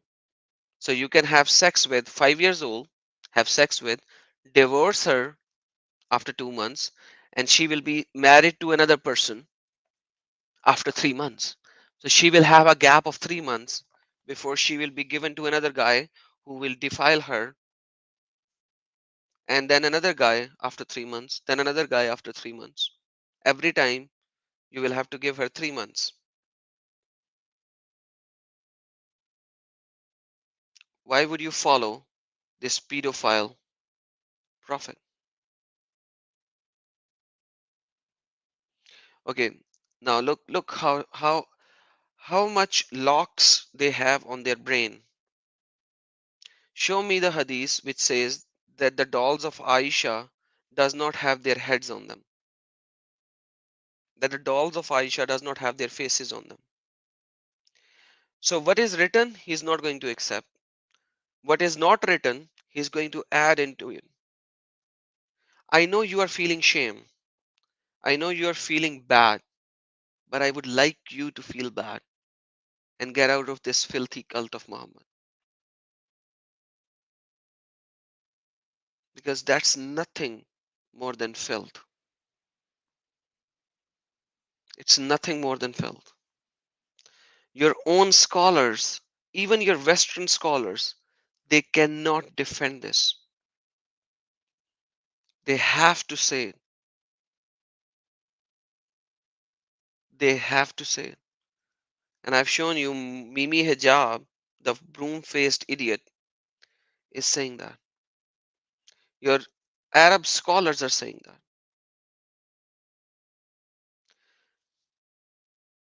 You are an idiot, fool. You are claiming otherwise. You have to provide me the proof. I am already providing you the proof which says she has not yet reached the age of puberty. I am providing my proof. You are rejecting this proof. You are the idiot who has to give me the proof. So, guys, imagine I am giving the proof that she is not reached the age of puberty. He has not given me anything. Now he says the burden of proof is on me. Which burden of proof? I am already proving that she has not reached the age of puberty by showing the Quran, by showing the hadiths, and he's saying whatever I am saying accepted. Okay, and then burden of the proof is on me. Is he an idiot or what? Like, did he even left the basic logic? Did he forgot about the basic logic? Like,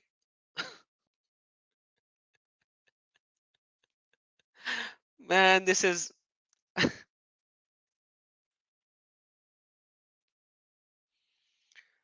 Lord have mercy on them. Lord have mercy. Lord have mercy. Okay, the pedo now comes in and says the part was added in. You stupid idiot. They are actually referring to Fathul Bari. It's written right there. They are giving you the page number and volume number as well to explain why she was playing with doll. Are you this ignorant? Have you actually stopped reading as well now? Now, can you give me something which says that in Islam you can actually not marry a girl until she has reached the age of puberty? Can you show me? Can you show me something where you cannot marry? Otherwise, Islam is a filthy pedophile religion. So, is Islam a filthy pedophile religion? Yes. Did Muhammad married a child? Yes. In Islam, can if the sword is actually a Muslim boy, can he marry a child? Yes. Can he have sex with her and then let her go? Yes.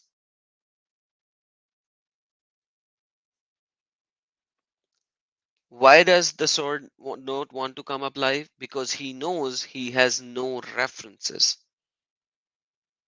And that's what I want every Muslim to see. And that's what I want every Muslim to see. What our beloved the sword is doing right now, he's just dancing. He knows he has no reference, no nothing. He's just dancing.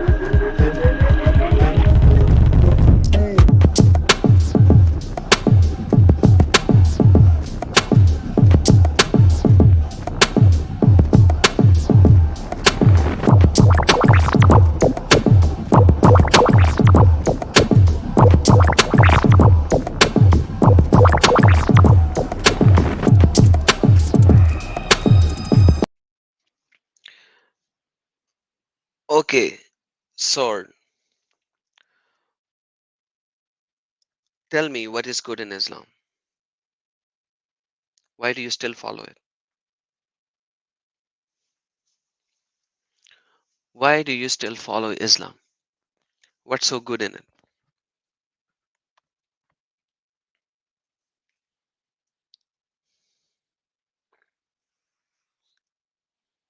Where did you go now? Are you searching on Google? You will not find anything. Trust me. I've done all the searches that I can do. So, can you please tell me why do you still follow Islam?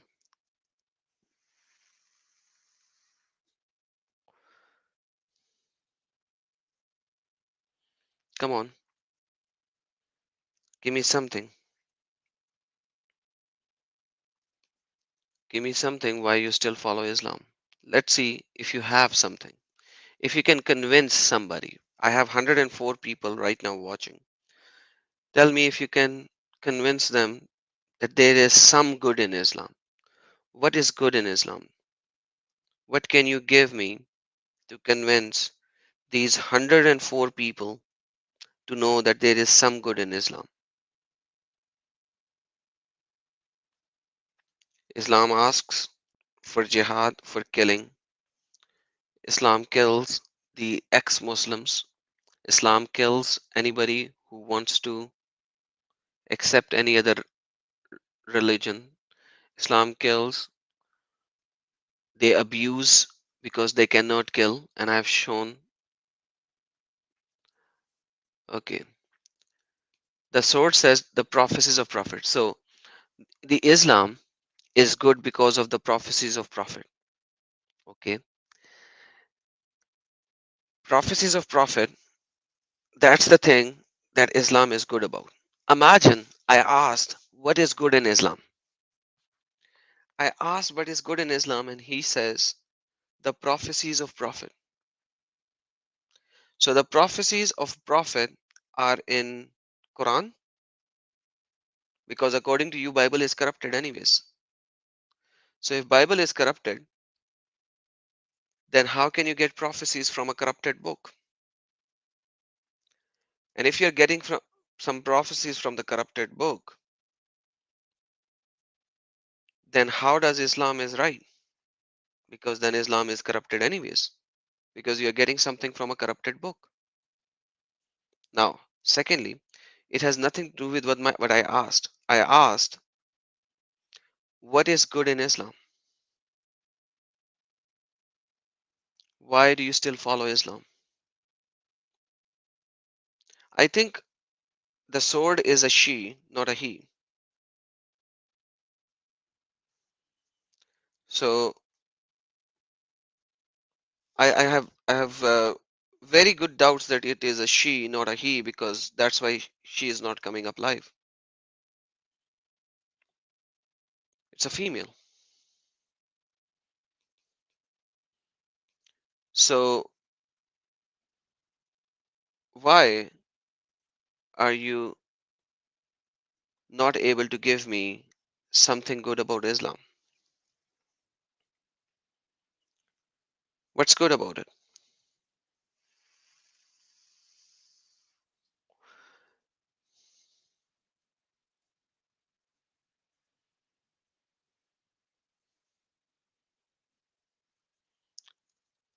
Sir, I ask you, what is good in Islam? And the answer is prophecies about the Prophet Muhammad. Prophet, not even Muhammad.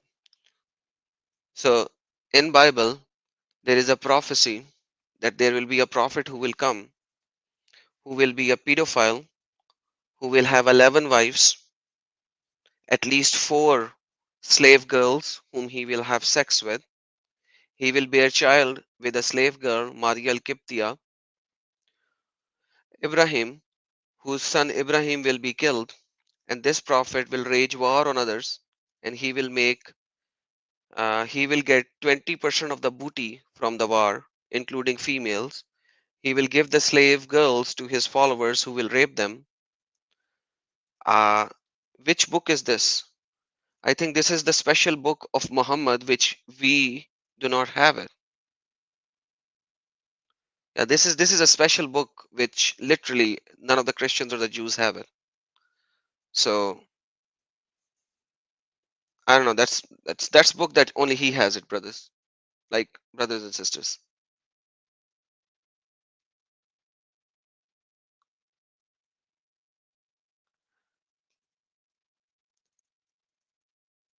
हाँ बिल्कुल yes GOW yes Mohammad की टट्टी भी हलाल है मोहम्मद का पेशाब और मोहम्मद की टट्टी भी हलाल है you don't know that yeah the shit or and the piss and the blood of Muhammad is halal you can drink it Islam is a religion of urine Pe- okay let me show you then because you said that do you guys know that people used to drink the urine of Muhammad and it was considered to be something miraculous and they would wow that's a Whew, whew, whew, whew, whew, whew, whew, whew.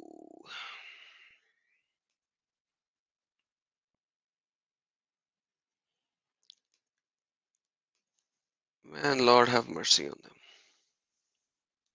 Yeah, people loved the urine of Muhammad. They would have a cocktail of the blood and urine of Muhammad and they would eat it. Oh, sorry, drink it.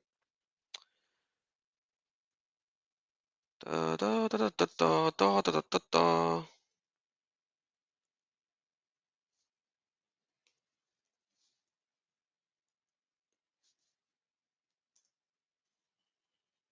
Hmm. In the meantime, I think the sword will have enough time to find me a reason why he still loves, while he still, what is good in Islam, basically. Let me show you.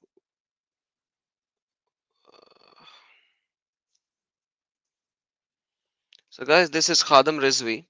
That's what our brother actually asked me. So it will be in Urdu. I'm going to translate it. There you go, guys. So the text written over here is that the companions of the Prophet Muhammad used to drink his urine for health. That's what the Urdu is saying. That the companions of Prophet Muhammad used to drink urine of Prophet Muhammad to get healthy. वयुस्तशफा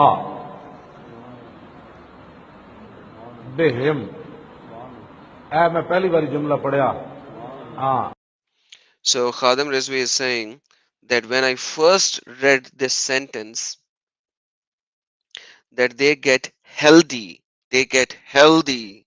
क्यों जी ऐस इत्थे तक गल मुक जाती मैं पहले युस्तशफा नहीं पढ़ा He said, I never read Yustasfa means they get healthy before this time. But today I even read this and I was so amazed. पहली बारी मैं आज पढ़ा I just read it for the first time. फरमाया कि नबी अलैहिस्सलातु वस्सलाम का पेशाब मुबारक पाक है The urine Mubarak, the blessed urine of the Prophet Muhammad is halal, it's pak, it's not najas. और आपका खून मुबारक पाक है And his blood Mubarak is pak, his blood is pak. और अगली जो इमाम ने बात की कहा कि सिर्फ पाक ही नहीं बल्कि इनके जरिए सहाबा शिफा तलब करते रहे And it is not just pak, it is not just halal, it is not just neat, but rather the companions of the Prophet used to get health from it.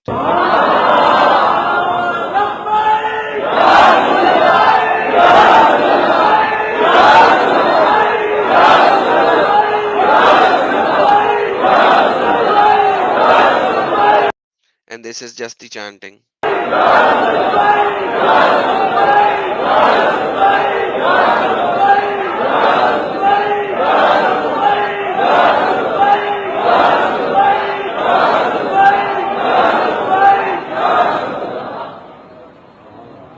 ये जुमला मैंने किसी पहले नहीं पढ़ा, कभी बयान भी नहीं किया, तो पढ़ा मैंने पहली बार है ये लफ्ज अगले। पहले तो मैं बयान करता था, लेकिन ये पहली बार पढ़ा तो उस वक्त का नशा है कि जिनका पेशाब मुबारक जो है उसके अंदर शिफा मौजूद है, और बात सीन ते जो है वो तलब के लिए है, और सहाबा हुजूर का पेशाब मुबारक और खून पी कर, And the Sahaba, and he's like, man, what he's saying is so difficult to even. They used to drink his urine and his blood, and they used to get shifa, and it is pak, and it's all that. And this is a Sunni scholar of Pakistan. शिफा हासिल करते थे। So yes, that's a scholar of Pakistan which showed this, all of this, and Carolina has already shared a link where you can get all the references. Let me share one more as well over here. Let me share my screen.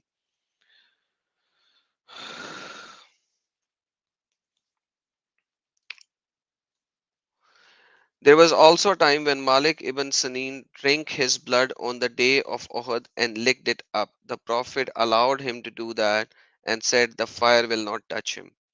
The Prophet allowed him to do that. Something similar occurred when Abdullah bin al-Zubair drank cupped blood. The Prophet said, woe to you from the people, woe to the people from you. He did not object what he had done. Something similar is also related when a woman drank some of his urine. He told her, you will never complain of stomach ache. The hadith of a woman drinking urine is sound. Al-Darqani followed the Muslim Bukhari who related it in Sahih. The name of this woman was Baraka, but they disagree about the lineage. Some said that she was Ayman, a wooden cup he has placed under his bed, which he would urinate during the night. One night he urinated it, and then he examined it. In the morning there was nothing in it. He asked Baraka about that. She said, I got up and I felt thirsty, so I drank it without knowing.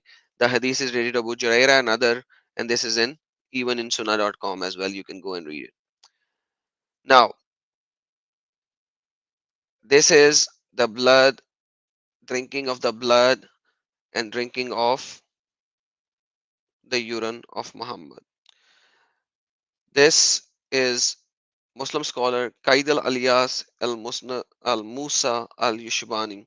Some of these references are here, some of these references are even sunnah.com. I'm going to share the link with you guys. Read it, watch it, verify it. Whatever is written here is authentic, nothing wrong. So, now, once again, the sword. Why are you still a Muslim? What is good in Islam? I am still waiting. What is good in Islam? What is still good in Islam?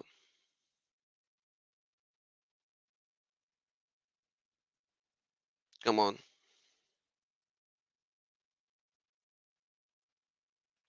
Kevin Rivera, I have been showing sword verses to begin with. My whole 1 hour of the early first hour, 45 minutes, was all about the sword verses. What is good in Islam? What is good in Islam?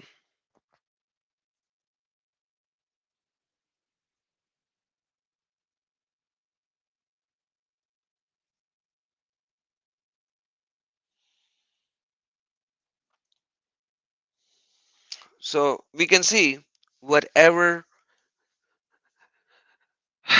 this guy said, this girl said, is wrong.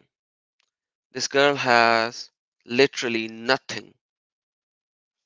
This girl knows nothing about Islam. So when she knows nothing about Islam, yet she believes in a pedophile, sex addict, maniac prophet, who allowed killing and raping, who whose religion is incomplete without jihad, who has literally nothing in his religion other than warfare, because warfare is ordained on Muhammad and his followers. This is the Quranic verse that we started from. This pedophile follower, this pedophile prophet follower, who was not able to come up live, and I have given the stream link, yet she thinks she's. Why are you deleting her comment? Please don't delete her comment when she's not blaspheming. As long as she's not blaspheming, let her comment be there. Not a pedo stop line, just let her say that. That's not a problem. We have shown that he was a pedo. We have shown every Muslim is can be a pedo. Every single Muslim can be a pedo. Every single Muslim can be a pedo. That's how easy it is. Every single Muslim can be a pedo. So if Muhammad is a pedo, every Muslim can be a pedo. I've shown it, I've proved it. Quran 65:4 and Quran 33 33:49. Quran 65:4 and 33:49. Combine both of them. Every single Muslim can be a pedo. Hadiths are clear on Muhammad's marriage of Aisha to be a pedo. And let's assume for the sake of argument, that Aisha at the age of 9 has attained puberty. For the sake of argument, even though none of the hadiths actually says that. None of the hadiths actually says that. Still, still, Muhammad at the age of 53 fucked, excuse my French, he raped a 9 years old child. If you are really a moral human being and not a follower of a filthy, stupid cult of Muhammad, leave this stupidity. And I know you do not like to be. I know you do not like to. Yet, this is what Islam is. That's the reality. And from the last 15 minutes that I've been saying one thing, give me one good thing about Islam. And imagine in the last 15 minutes, she was not able to give me one good thing about Islam. And that's all what I asked. I asked, give me one good thing about Islam. She was not able to do that. And she's only dancing.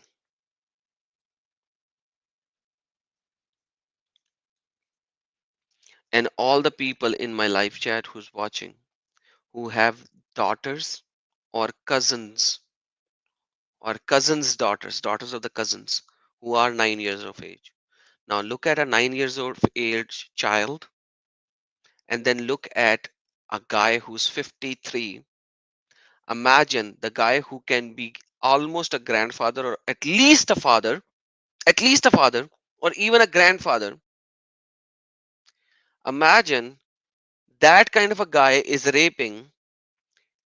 I would call it a rape. I would literally call it a rape. A 9 years old child, which the height of 9 years old child might not even come cross the belly of that guy. And that fat, snobbing dude is climbing up on a 9 years old child. Now imagine that. And know how filthy this prophet is, so-called prophet is. Now imagine how filthy this so-called prophet is. That at the age of 53, he mounted a 9 years old child. At the age of 53, he mounted a 9 years old child. That is how filthy this idiot, maniac, sex addict, bastard is.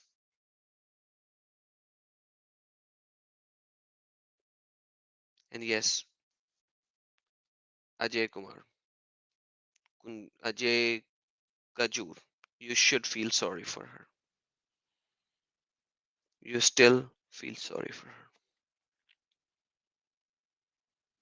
She had nobody to save her from this moron, the sword master. There is nothing in Muhammad's life that you can call good.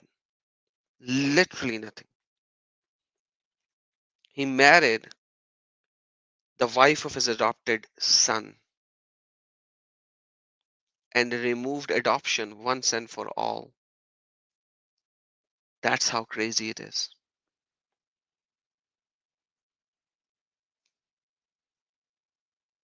That's how crazy it is.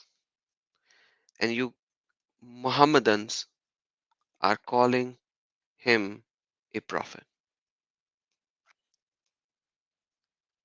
You Muhammadans are calling him a prophet.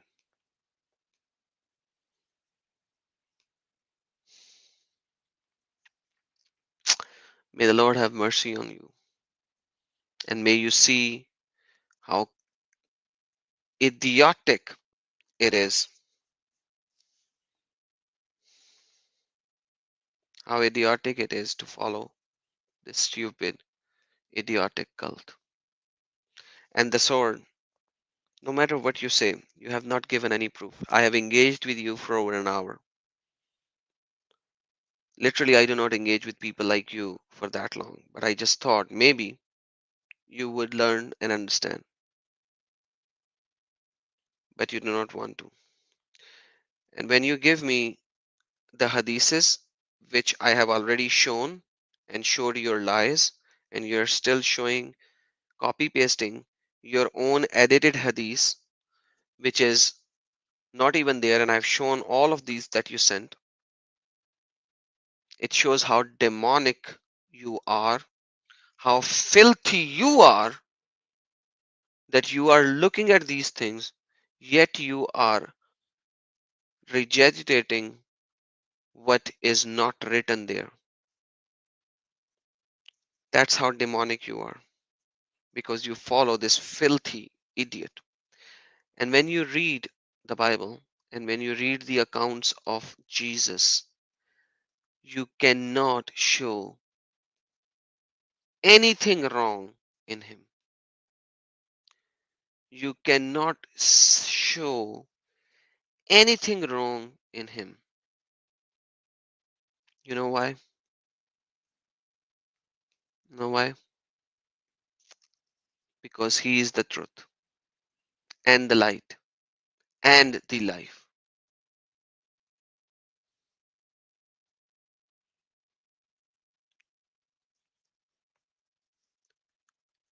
The beauty of Jesus is that when you read the gospel accounts, even the atheists cannot say that he did anything wrong. He healed the sick, he gave sight to the blinds. And you know what Muhammad did when a blind came? When the blind came, he frowned and turned away.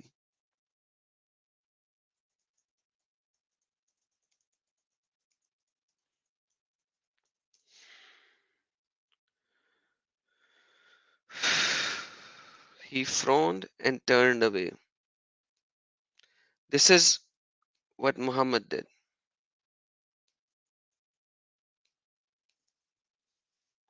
This is what Muhammad did. He, the Prophet, frowned and turned away because there came to him a blind man. So a blind man came to Muhammad And Muhammad frowned and turned away. Why? Hey, he might not ask him to heal him, because he might have heard from some people that Jesus healed and gave sight to the blinds, and I am a false prophet. How will I give him sight? How will I give him sight when I am a false prophet? He will say, you said Jesus is just a prophet, no, nothing more. So if Jesus can give the sight, you can give the sight, give me the sight. He frowned and turned away. That's what Muhammad is.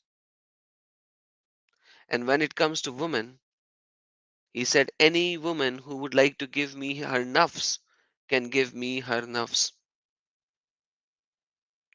He's like, any woman who would like to give me her nafs. When it comes to getting sex, when it comes to getting sex, the Quran verse revealed, any woman who want to give her nafs to me can give her nafs to me. And then he was so lustful that he went to a garden, and in that garden he saw a beautiful girl, and he said, give herself to me. There is nothing called in marriage. In the Arabic itself, it says,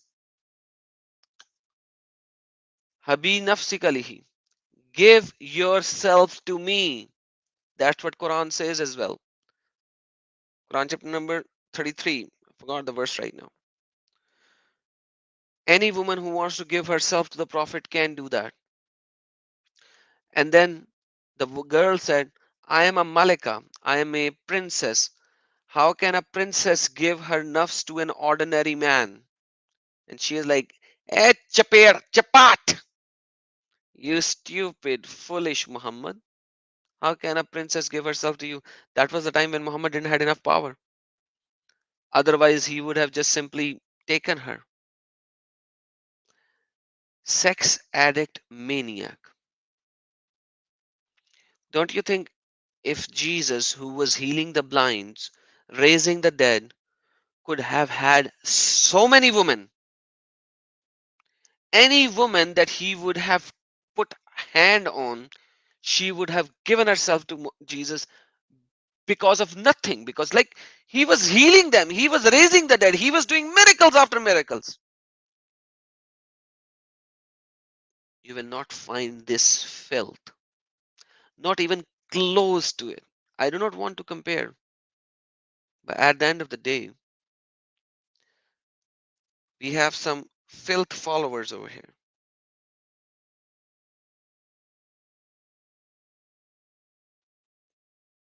We have some filth followers over here.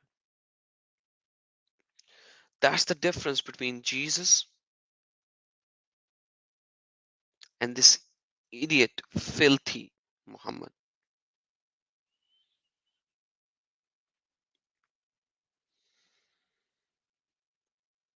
So come to Jesus. Come to Jesus and leave this filth. There is no heaven with 72 virgins. It's a prostitute house. It's not a heaven, it's a prostitute house. You will be burning in hell assuming it's you are going to prostitute house. How can a God be this filthy to arrange a prostitute house in the heaven? How can a God be so filthy, demon possessed, to promise a prostitute house in heaven? That's only the God of Islam. Because Allah of Muhammad is the most false God in the history of false gods. In the history of false gods.